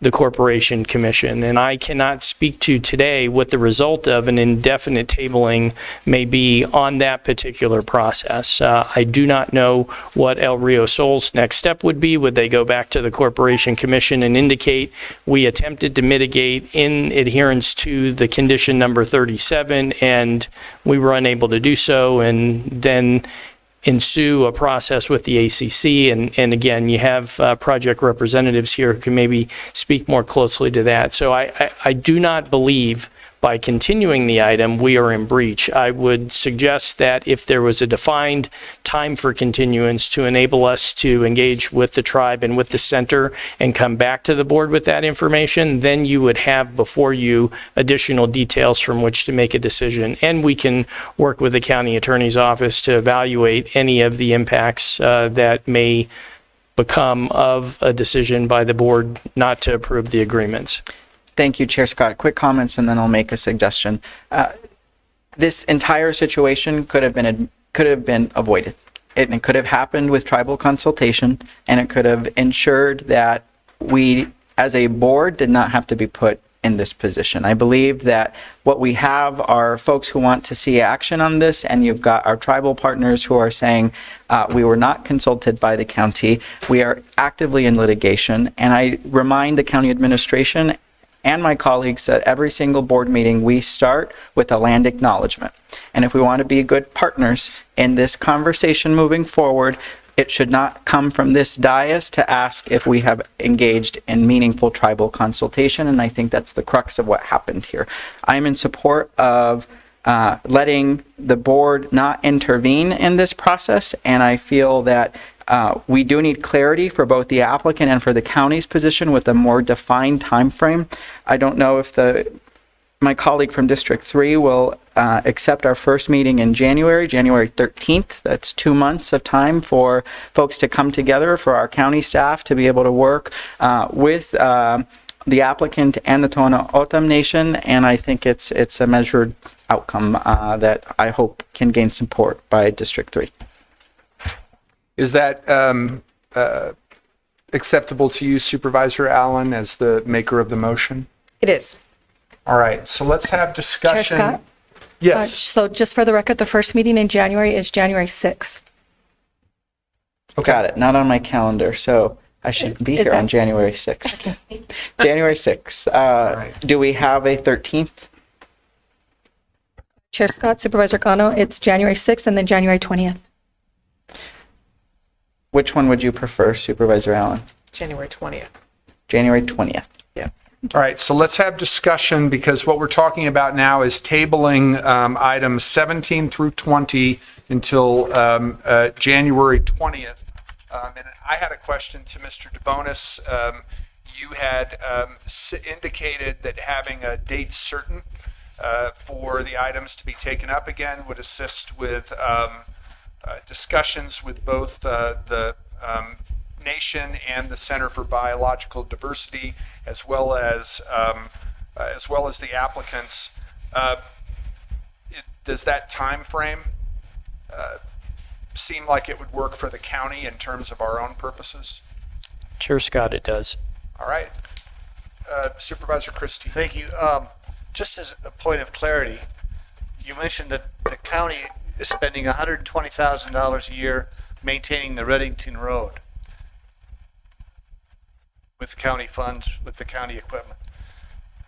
Has that proved in the residents' mind to be an adequate amount of money and an adequate way to maintain that road? Chair Scott and Supervisor Christie, we continue to get contacted by residents who would like to see increased maintenance on the roadway. We work with certain property owners out there, particularly ranching property owners who would like to see additional maintenance. At an upcoming meeting, this board will see an agreement with the Reddington Natural Resources Conservation District to have that district do maintenance on behalf of Pima County on that roadway. So we've been working over, quite frankly, several years with residents and property owners out in the area to increase maintenance on the roadway. So, Mr. Chair, Mr. DeBonis, this has been a real hot spot with the community out there. Chair Scott and Supervisor Christie, it has. And just one other suggestion, we have representatives here that maybe they could give a statement about this issue, and also be how postponing it till mid-January would affect the whole. I think that's a very reasonable request, Supervisor. Thank you. Anybody from the applicant group that would like to address the board?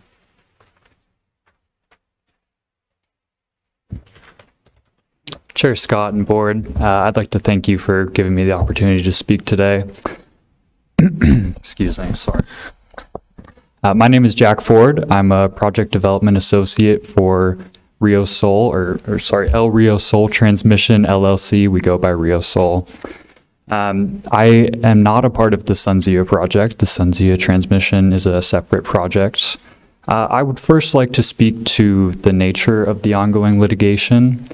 That litigation is between the Tohono O'odham Nation, the Center for Biological Diversity, and the Bureau of Land Management.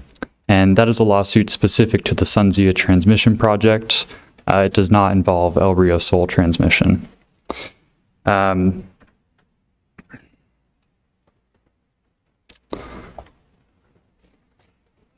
terms of the motion, Mr. Ford, continuing these 4 items to January 20, if that was what Supervisor Christie had questions about, yes. I'm sure the entire board would as well. Yes, thank you. Our understanding, and thank you, Supervisor Christie, for bringing it up, is that this road is in need of maintenance, and we have a relationship with the Reddington Natural Resource Conservation District, who has expressed concerns with the Reddington and San Pedro River roads. And we would like to supply that funding to the county as soon as possible. We have that check written. I believe it is ready to be sent to the Pima County Treasurer as soon as possible. In terms of how that would affect our project, we would like to, of course, comply with all agreements for our project as soon as possible. But I believe January 20th, it would not cause any undue burden to our project. Thank you, Mr. Ford. And then just to follow up, because I think this is a concern for the entire board, certainly for Supervisor Christie, given his representation of the area. But it sounded to me, Mr. DeBonis, like work on Reddington Road that is being reported to us as a concern by the residents out there will be done regardless of whether these items are continued, and that the Department of Transportation is in contact with residents out there and with the District 4 office to make sure that those immediate needs on that road are addressed. So, Chair Scott, routine maintenance on the roadway will continue, and so there will be no enhanced or additional maintenance that occurs, which, if the project is not moving forward, may not create an issue, right? In other words, the higher volume traffic is one of the bases for the agreement with El Rio Sol, is that they will put additional vehicles on there. They will be large class vehicles that have additional impacts on the road, and they're contributing to mitigate for those additional impacts to the road. I think aside from that, right, the residents would like to see increased routine maintenance as well. And so that is a conversation that we continue. We've worked closely with the Reddington Natural Resources Conservation District. And as I said, there will be an agreement coming forward where we will contract or propose to this board contracting with them. They have personnel in the area. They have equipment that they can deploy in the area. This is at the farther reaches of the Pima County roadway maintenance system. This is a long rural dirt roadway that has volumes of ranching activity as well as residential vehicular activity. So we continue to work on that aspect with the residents and the conservation district separately. And their desire is that we do more maintenance, period, regardless of whether this agreement with El Rio del Sol. When do we anticipate that other item coming before the board? I believe that it will be in front of the board on November 18th. Okay, very good. Any other questions or comments on the motion from board members? Supervisor Christie. I just want to make sure that Supervisor Allen has made it clear what kind of information or what kind of additional discussion that would suffice as far as what it is you're looking at, that Supervisor Allen's looking for. Did you want to restate anything from your original motion, Supervisor Allen, now that that we have a date certain? So the motion would be to table the items 17 through 20 until January 20th. And requesting that county administration both monitor the lawsuit and communicate with the nation and the Center for Biological Diversity to ensure that our actions related to Sunzia or El Rio Sol won't adversely impact the lawsuit. And that's still, that language is still good with you, Supervisor Cano, as the seconder? Okay. Supervisor Christie. My only concern is that 48 hours or 24 hours before the January meeting, someone in those two entities decides, nope, it's not acceptable. We have problems. There's got to be some kind of ability for us or the county to be able to monitor and respond to issues well before the 12th hour. And that's my biggest concern, that we'll come right down to the deadline and something's going to crop up that's going to be an objection. There needs to be some cushion in there where those objections, should they come up before the last minute. Well, and I think that's not an unreasonable ask as we're working with those folks. But what I'm hearing from county administration and from Mr. Ford is that this delay would not cause any hardship to either the county or to El Rio Sol. So I'm willing to support the motion. All those in favor of tabling these 4 items until January 20th indicate by saying aye. Aye. Any opposed? Those items will be taken up again on January 20th. Thank you so much for your time and engagement. The board is past our time to go into executive session, but I want to be respectful of folks in the audience who may be here for other items. Ms. Mayrow, are you here for another item? You're just enjoying your time with the Board of Supervisors? Wow, you really are a government junkie, Linda. Sir, are you here for any particular item? Just another government junkie? All right. Whoa, I don't know why I did that. Mr. Royce, we know you're a certified government junkie, so I'm not even going to ask you that question. Sir, are you here for any other item? Just another enjoyer of Pima County government. All right. Well, then I'm going to make the motion that the board go into executive session. Second. Moved and seconded by Supervisor Allen. Discussion. All those in favor indicate by saying aye. Aye. All right. We'll be in executive session for, I would say, 45 to 60 minutes, guessing. All right. Thank you all.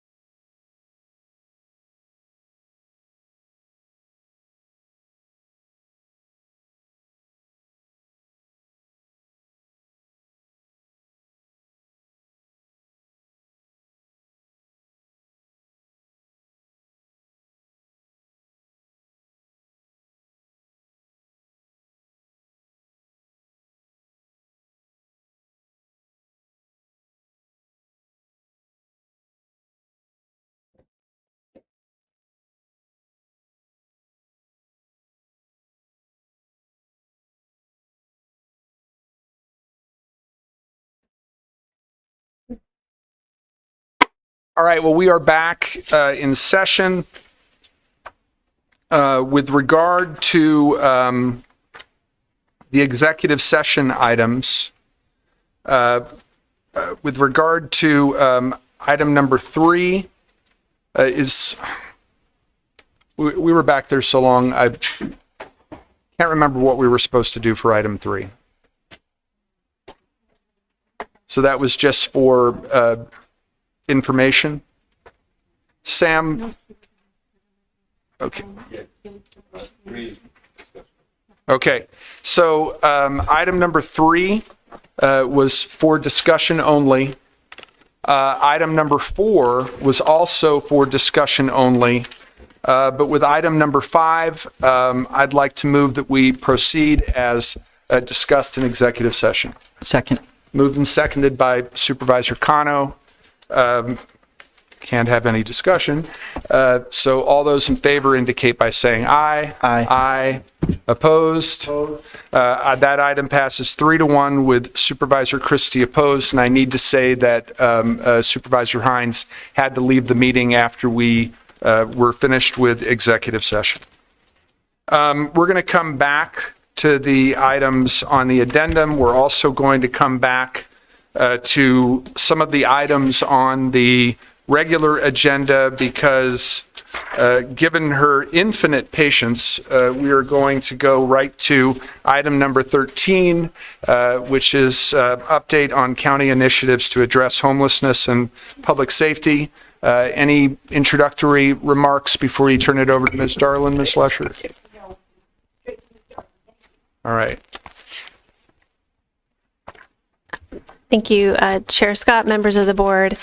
This will be a very light update, a bit of a continuation from the update from October 14th, a bit of a preview as we draw this calendar year to a conclusion, highlighting a couple of areas for some metrics that might be part of a discussion either at the December or the January meeting, as well as a follow-up on some Justice Metro discussion and working groups.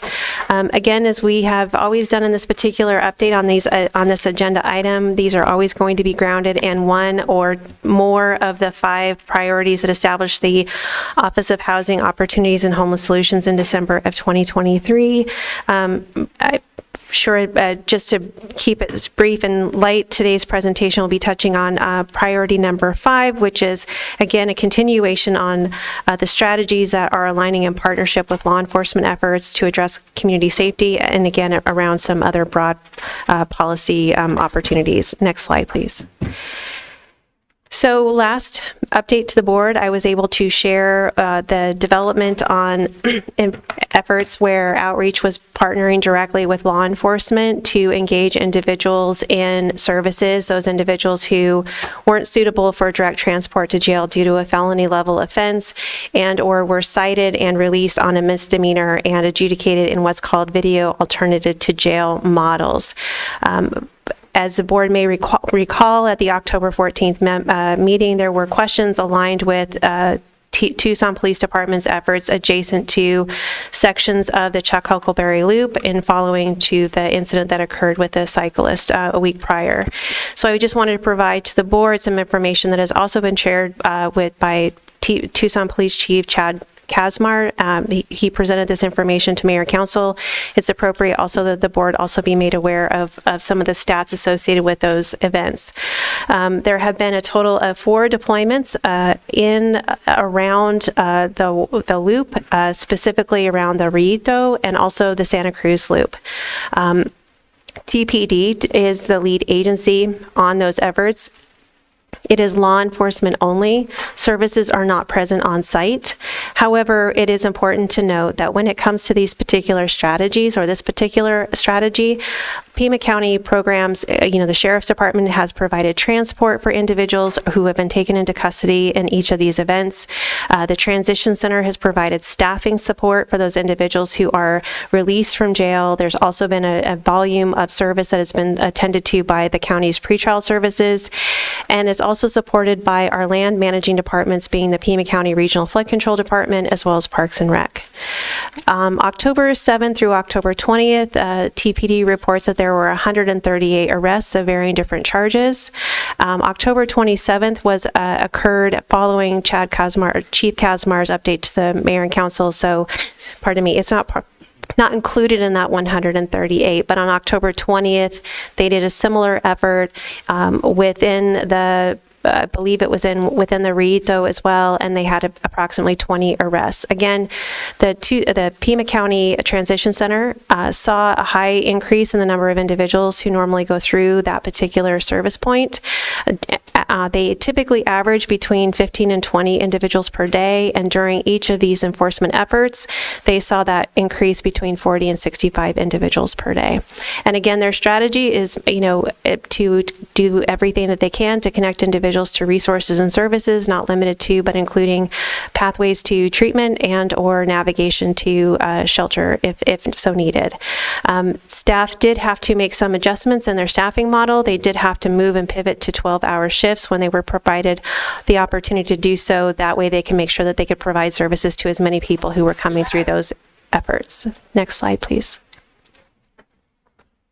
And again, as previously stated at the introduction to today's presentation, I wanted to just give you a little bit of a highlight as we're wrapping up the calendar year.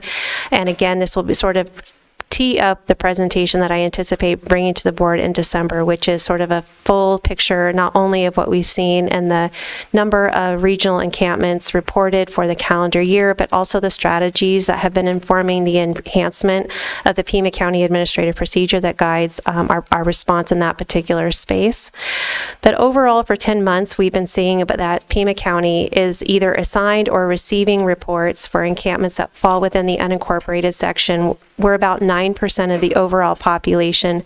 It's important to note that the number that you see here in the totals are only those that have not necessarily been verified. There can be duplicates in there. There can also be things that aren't encampments. So that would be debris in a wash. That could be an abandoned shopping cart. It could also be an abandoned encampment that is no longer inhabited.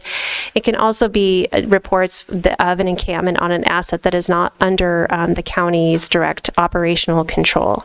So again, next month we'll be able to go a little bit more granular on what we're learning when we are verifying these sites, the pivots in the operational deployment of staff and resources, so that we can start to share with the board on a more routine cadence what it is that we're interfacing with when staff are going out to these sites. Next slide, please. And to wrap it up here, also just want to touch briefly on the Justice Metro working groups, right? So these are the working group conversations as convened by Chair Scott and Mayor Romero, largely from a justice lens. That conversation has evolved to 4 working groups. 4 working groups are taking on the topics such as courts, data, engagement and enforcement efforts, and the Transition Center. Courts, they're looking at improving their program referrals. So these working groups got together and began a discussion on what are some policy recommendations for some shared pain points that would make their operations more efficient and the outcomes more meaningful to the individuals they are interfacing with. So some of the feedback that came through was court alignment and making sure that there is an increase in the number of individuals being referred to certain court programs, providing some incentives for the participants who go through those court programs. There's also a discussion on shared data systems, increasing the visibility between the county and the city programs to be able to better align for service coordination and be able to monitor how these programs are working together. That would have obviously include like a data governance structure as well. There are IT systems that both the county and the city use that would make this appropriate, but as I'm sure you can appreciate, when you're dealing with high level of personal identified information, it has to be taken in a very methodical pace. Additionally, it's the improvement of collaboration for engagement and enforcement efforts. This means getting, the right types of service programs and partners in alignment with some of the efforts, whether it's outreach plus law enforcement or services who are waiting in a queue position for when it's enforcement only. So as a transition center is processing those individuals, they are directly sort of aligned and tethered back to the transition center so we can actually connect people to resources. And the last would be improving how to engage about the discussion about how to encourage individuals to accept services. There's a conversation that often occurs where we know that there are data points that would suggest that there are individuals who are service resistant. And that can be seen as true, but it's also much more complicated than that. Our approach to engaging individuals for services often is a multi-layered approach. It also needs to take place on a number of occasions. It can't necessarily be one and done engagements. It is about relationship building, it's about trust building, and it's also about having the right or the next best option available at the time that the individual is willing to accept services. But it isn't as though people are saying no, and it is that some people do say no. It's very complicated in this space. I'm sure you all can appreciate it isn't a one-size-fits-all strategy. And the next slide is just for questions, but I did just want to touch briefly here in light of today's conversation around the increase in need, and just share with the board that Pima County's Community and Workforce Development Department, in my conversations with them on a very high level, they have shared that they too have been seeing through their resource lines for rent and utility assistance an increase in the demand for services, right? So we're starting to see some of that. It's seasonal. We'll always start to see some increase in the need for rent and utility assistance as we get near the holiday season, but the staff at CWD have reported that they are seeing an increase, and they're seeing an increase in first-time inquiries for rent and utility assistance. They also have instituted collecting data associated with those individuals, their employment status. Are they employed with the federal government? Are they furloughed? Are they a contractor, a federal contractor? While they didn't have an actual stat, they are noticing that they are seeing individuals who are federal employees, and including those individuals who would have reported that they are active military. So the need is starting to hit the programs, and CWD is positioned to go ahead and respond. They have, through the board's appropriation of $8.5 million, as you all may recall, $3.5 million was determined to be used specifically for keeping people housed. Of that $3.5, $2 million is being appropriated for rent and utility assistance. And so conversations with CWD on this programming are still pretty early, but I do know that they'll be working to put something together for the county administrator and the board's consideration in the future. And next slide. Before we go to the next slide, can you stay on the working group slide? And I just wanted to interject for my colleagues that our office received a request from Supervisor Cano's office for some more information about the working groups that came out of the convening of our justice system partners that Mayor Romero and I have engaged in. And we felt that it was appropriate for all of your offices to get that information.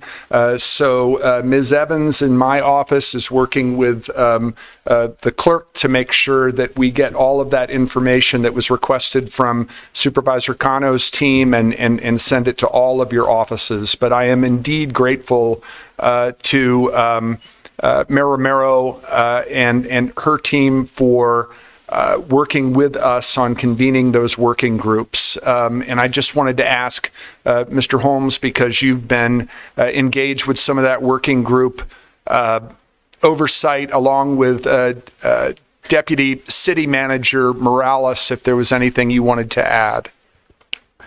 Chair Scott, I think the courts discussion, I just add, because I think that's where the deepest levels of discussion is happening. There's still, a lot of people don't know much about the courts and how it works, right? So it's elusive to many people who are kind of new in this space as we're trying to use enforcement as a new tool.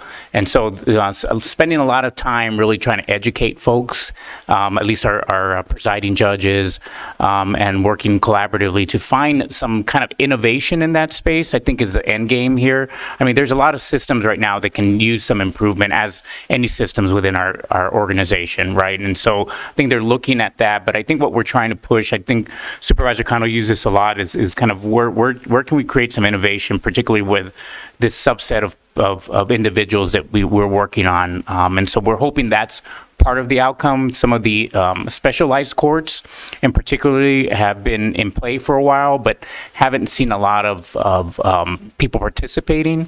And so we're looking at what are some of those barriers, and if we can not create a new court, but maybe some strands within those courts that would actually benefit, move some of these processes much quicker for prosecution or motivation to actually change behavior. Thank you, sir. And thank you, Ms. Darland. Questions for either Ms. Darland or the Deputy County Administrator, Supervisor Cano? Thank you, Chair Scott. I appreciate the opportunity to thank Ms. Darland for the opportunity to have spent some time with you along the loop recently with our flood control staff, as well as with our park staff and many folks. We were able to visit some of the hot spots of the loop that have faced increased congregations of encampments, and was able to ask some questions about cleanup and a lot of those efforts that are certainly a priority for District 5. My input for today's presentation is that as enforcement is happening throughout the county related to encampments, I want to thank the county administrator for providing us now with daily population reports. I believe what is probably happening is you're seeing that uptick little by little because more folks are getting arrested out on the street. And so now becomes the time for this board to really start to look at innovation, at technologies, and data as mentioned on this slide right here. One of my first meetings as a supervisor, I was able to hear about the INVEST program.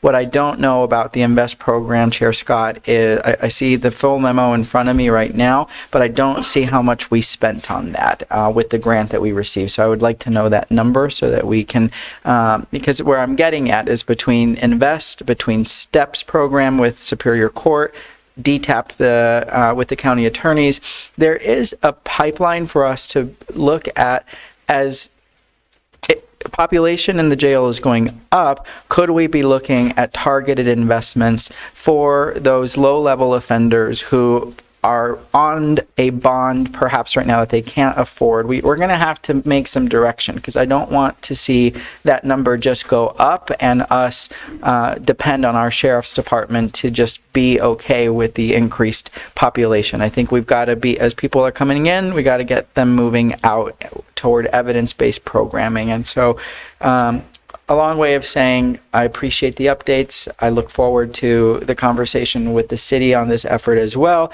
And the District 5 office is actively looking for those evidence-based programs that should use our county's investment to a greater extent. Thanks. Thank you, sir. Any other questions or comments from board members? All right. Ms. Darling, again, so sorry that I hope you had lots to do while we were back in executive session. Thank you so much. All right, let's go back to the regular agenda. Actually, you know what? Let's take care of the addendum because there's just a few items on there. I'm sorry, Ms. Lesher, did you want to? Okay. Let's actually take care of the items on the addendum. Number 6 was introduced by District 2, but Supervisor Hines had to leave the meeting. Ms. Manriquez, is this an item that we can just approve, or is it one where we need to make reference to proceeding as directed in executive session?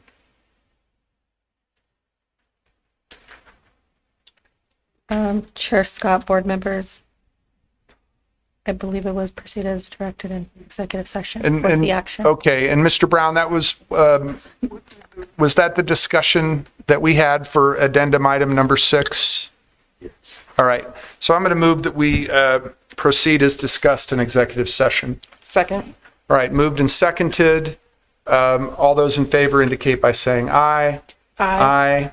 Any opposed? Opposed. All right, item passes 3-1 with Supervisor Christie opposed. Item number 7 was also introduced by Supervisor Hines. It provides some pretty specific direction to our contracted lobbyist with regard to lobbying of two departments, the Department of Economic Security and the Department of Transportation. This is all related to actions that the sponsor feels would benefit refugees. I'll go ahead and move the item. Second. Moved and seconded by Supervisor Allen. Just for purposes of discussion, Ms. Lesher, if the board were to approve this, would you just send it as outlined by the sponsor to Mr. Rossi and his team? Yes, Chair Scott, we would, and make sure that let CSA be aware of our work as well. Yep. Okay, all right. Supervisor Christie, Couple of questions. please. Perhaps Supervisor Tanner could help shed some light with his experience in the legislature. But it seems to me that this is being directed in the wrong direction, that it's going in distinctly different paths that it should. And I'm wondering why this item is going the legislative route rather than directing their comments about governmental operations to the head of the executive branch of government and governmental operations, i.e. the governor. Why are we going through the legislature when the governor is the one that controls all of these? And secondly, and I'll direct the second part to the county administrator, are tasks such as this item is requesting and as such as these within the scope of the Pima County lobbyist contract?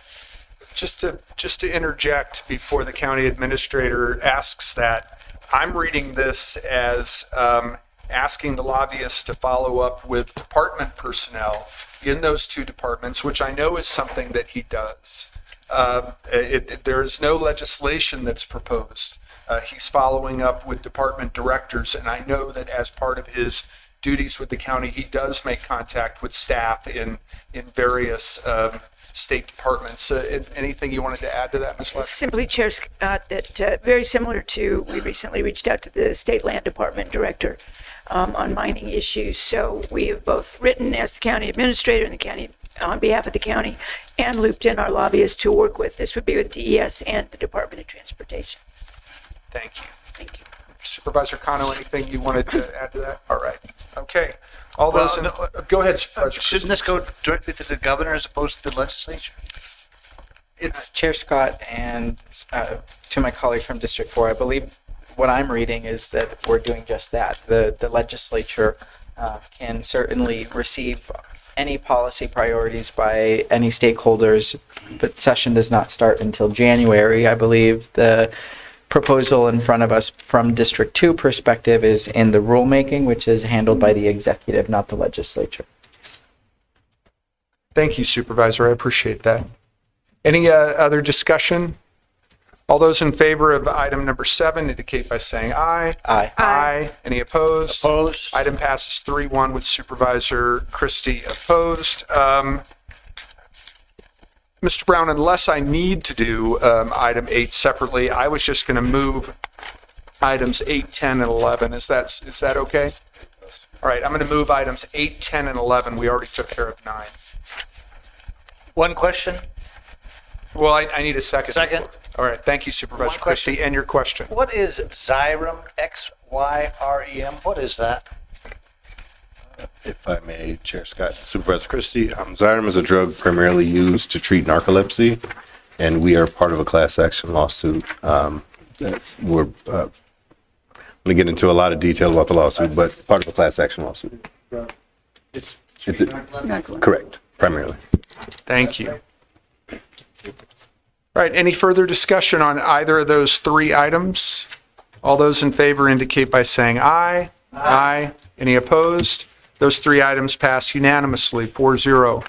All right, now we're back to the regular agenda. Let's look at item number 14, which is joint meeting between Pima County Board of Supervisors and City of Tucson Mayor and Council. This is voting on the actual date for the joint meeting. On October 14th, we voted on whether or not to have joint meetings. So I'll move the item.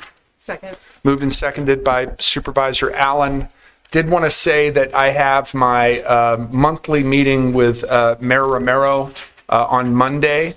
And I have asked the county administrator to work with the city manager to ensure that discussion of our agenda for the joint meeting be our sole topic of discussion, because I think that might take some time to nail everything down. We have already solicited suggestions for agenda topics from all of you, but we can certainly have discussion about other agenda topics right now. Chair Scott. Go ahead, Supervisor Cano. I'm looking forward to the conversation with the City of Tucson, and I'm grateful that we have found a neutral space that will accommodate everybody. I want to just, from the dais, express my sincere commitment to have this conversation be a collaborative one focused on joint efforts and how we can move forward together. I will say that I recognize some of the concerns about process that were publicly raised at a City of Tucson Mayor and Council meeting, but I think it is important on all of us to recognize existing efforts that are taking place to tackle the use of fentanyl in our community and the impact that it is having on so many people from so many walks of life. But I particularly want to make known that I expect respect and I expect an ability for us to have thoughtful conversations about how we're going to move forward, particularly as it relates to the use of county property and county facilities. Before another jurisdiction asks us what we should do with our own county property, I believe we've got to have a full picture about what it would take for us to even consider that. Specifically, the annex was mentioned by members of the council at their last meeting. That is a property in District 5 that I look forward to continuing to work with our county administration and with our city to figure out a reasonable path forward for that. But before we consider any additional investment in that particular space, I have been constantly meeting with our neighborhood associations since April 15th, including those on our west side, those surrounding the Sentinel Peak and A Mountain, and what is essentially, Chair Scott, a carceral environment with Pima County Jail, with a sexual abuse housing, a sexual offender housing facility that's managed by the state, the transition center. We need some good neighbor mitigation, working with the City of Tucson and the county hand in hand, so that we can provide some benefit to the folks who have, by no choice of their own, have our county facilities as their backyard. And on top of that, I feel as though, it is very, how nice it must be to say we have resources to be able to renovate that right now. I heard that over 500 people used to be housed in that facility. Well, look, that was in the past, and that environment is no longer that capacity that we can have. So to assume that we could house right now 500 people in that facility is just not accurate, and we have to have this conversation moving forward with reason, with facts, and most importantly with a little bit of a carrot to the other jurisdiction whose facilities would be impacted by those discussions. So all of that to say, Chair Scott, I'm grateful we're meeting. I look forward to our conversation. And I look forward to the county presenting how its plan related to justice, related to the courts, related to public health, how all of these facets are already happening, and looking for additional ways to ensure that this can be prioritized. Thank you. Thank you, Supervisor. Any other comments or discussion? I appreciated Supervisor Cano's remarks, because I had some sincere concerns not only about comments made by members of council at their last meeting, but also comments made when the Safe City initiative was rolled out. And I want this to be a collaborative and harmonious gathering on the 18th, but there are some prepared remarks that I want to share with my colleagues that I've made reflecting on things that were said by our colleagues in the city. I am pleased that we have a date for this board's first joint meeting with the Tucson City Council, and one to acknowledge before saying anything else that there will always be things the county can do differently or better. When I added an item to our October 14 agenda to discuss the topic of meeting with our colleagues in the city, it was done so in the spirit of collaboration and partnership. That day, none of us said anything critical about the city and its dedicated efforts to address unsheltered homelessness and its effects. Unfortunately, when Tucson officials introduced their Safe City initiative and when they had their own vote on joint meetings on October 21, they felt obliged to attack the county, disregarding or mischaracterizing our equally dedicated work to take on these issues. As the board chair, it is important for me to respond appropriately in instances such as this. The message also needs to be sent that assertions or comments like the ones made by Mayor Romero and some city council members cannot be repeated when we gather together on November 18. That would detract from the goal of working in harmony to respond to these vital community concerns. Mayor Romero said on October 21 that we need our jurisdictional partners to step up and act now. Councilmember Cunningham asserted that we can't count on the county. Some of the other topics discussed at their meeting included the county's transition center, the use of opioid settlement funds, and enforcement efforts associated with the Safe City initiative. Here is what was not said.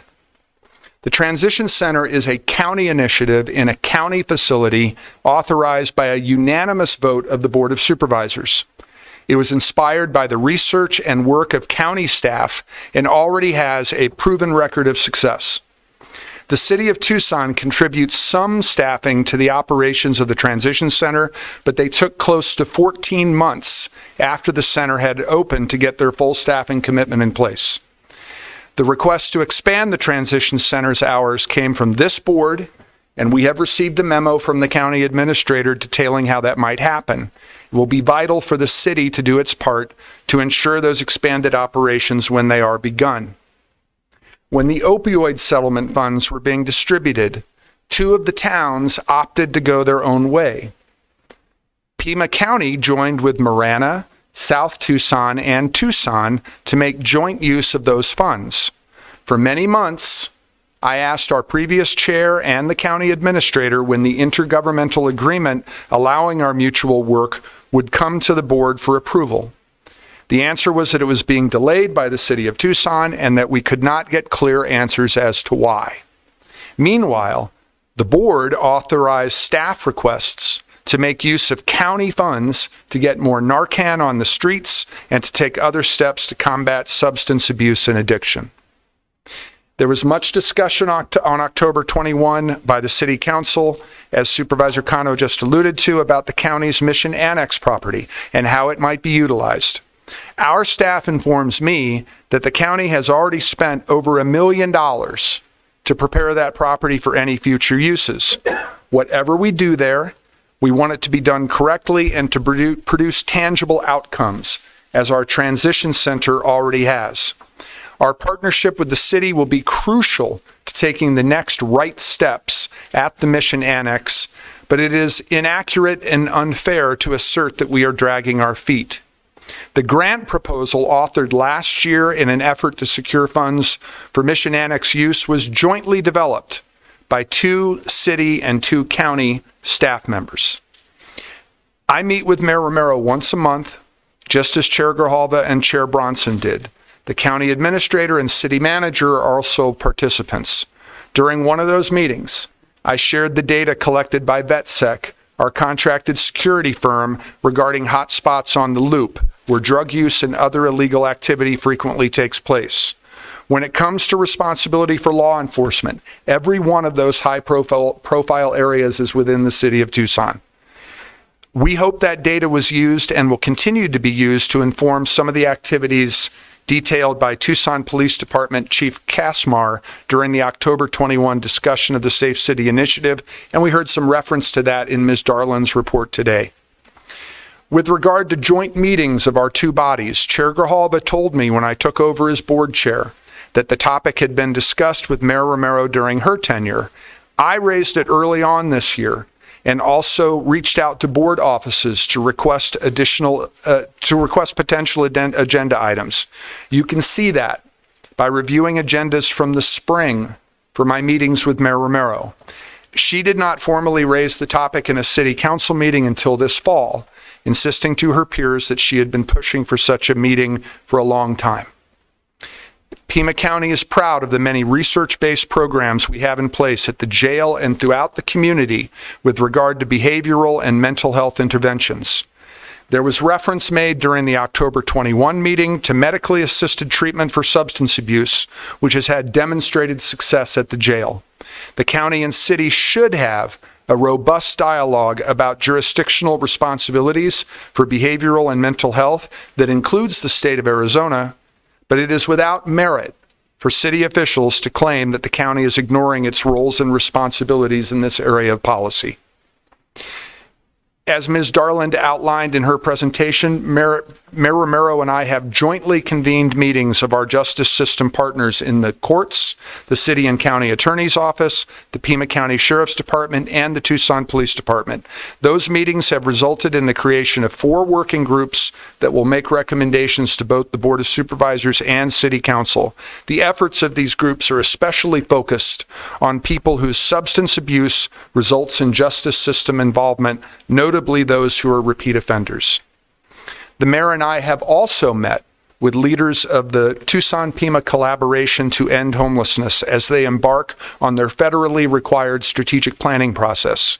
We have both asserted our belief that jurisdictional priorities and the demonstrated needs of our community need to be better addressed by TPCH when people turn to them for services.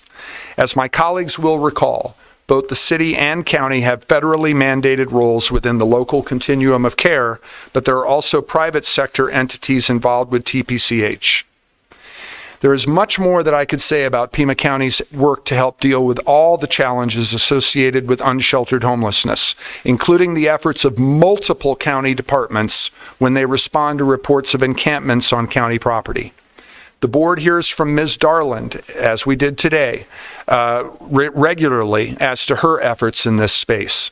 Many of our departments work in partnership with city staff in ongoing efforts to offer services and provide shelter to those who need both. When she rolled out her Safe City initiative last month, Mayor Romero claimed the county has not been an active participant in addressing these issues. To the contrary, Pima County has been and will continue to be a leader in taking on unsheltered homelessness and the associated need to increase our housing stock. We look forward to continuing our partnership with the City of Tucson in these endeavors, but collaboration will be hindered if city leaders persist in making baseless charges about both our track record and our level of commitment. Thank you for taking the time to hear those prepared remarks. I intend to share them again on Monday because when I meet with Mayor Romero to finalize our agenda, because I want that meeting on the 18th to be one that both entities can participate in harmoniously and collaboratively. All right, so all those in favor of approving item number 14, please indicate by saying aye. Aye. Any opposed? Item passes 4-0. All right. Under Human Resources, we have 2 items dealing with classification and compensation. If it's okay with my colleagues, I'll move approval of both 15 and 16. Second. But moved and seconded by Supervisor Christie. Any discussion? Discussion, Mr. Chair. Please. Very quickly, just some questions about why I will be voting against these both. First of all, on number 15, what department is this classification being created for? Administrator Lesher. Chair Scott, excuse me, it's the medical director within detainee and crisis services. I'm sorry, systems, and they work with the NAFCARE contract and all of the behavioral and medical care in the jail. And have we been investigating marketplace competition to NAFCARE? Yes. And I don't have a full report. We can provide that for you as part of our ongoing discussions of our review with NAFCARE. And that would be appreciated. And Mr. Chair, we just approved a $55 million contract extension with NAFCARE. Why are we creating a potential $400,000 a year position now at this time? And I guess the bottom line to both 15 and 16 is, how can all of these positions, particularly in 16, how can all these positions be funded within the current fiscal year? Administrator Lesher. Chair Scott and Supervisor Christie, let me speak to 16 first. These are reclassifications and renaming of positions within the department. These are primarily in conservation land resources in that department. As you know, a couple years ago, we broke apart Parks and Natural Resources and what was then the Office of Sustainability and Conservation, reorganized them a little bit. We have a new director who's been there about a year. She's done some reorganization within her department and renamed and reclassified positions. There is no budget increase that would go with this. It's all within the current budget, simply retitling and reorganizing within the department. And back in item 15, it is, I certainly hope we can get someone later than the higher end. If you look at similar positions we have as medical director, our Office of the Medical Examiner, we have medical staff within our departments that interface with others in the community and positions, and those are the market rates for those physician positions. Thank you, Mr. Chair. Thank you, Ms. Lesher. Thank you, Supervisor. All those in favor of approving items 15 and 16 indicate by saying aye. Aye. Any opposed? Opposed. Items passed 3-1 with Supervisor Christie opposed. As my colleagues know, although it was a long time ago, we continued items 17, 18, 19, and 20 until January 20th. So we're on to item number 21. Please note that this requires unanimous consent of the board. I believe that that's unanimous consent of all board members present, not necessarily all 5 of us, correct? All right. So item 21 is Town of Marana to provide an acquisition agreement and special warranty deed for surplus property. I'll move the item. Second. Moved and seconded by Supervisor Cano. Discussion. All those in favor indicate by saying aye. Aye. Any opposed? That item did indeed pass unanimously. So we're on to item number 22. I'll move the item. Second. Moved and seconded by Supervisor Allen. Discussion. All those in favor indicate by saying aye. Aye. Any opposed? And that item also passed unanimously. Item number 4, Metropolitan Domestic Water Improvement District to provide a water easement. I'll move the item. Second. Moved and seconded by Supervisor Allen. Discussion. All those in favor indicate by saying aye. Aye. Any opposed? That item passes unanimously.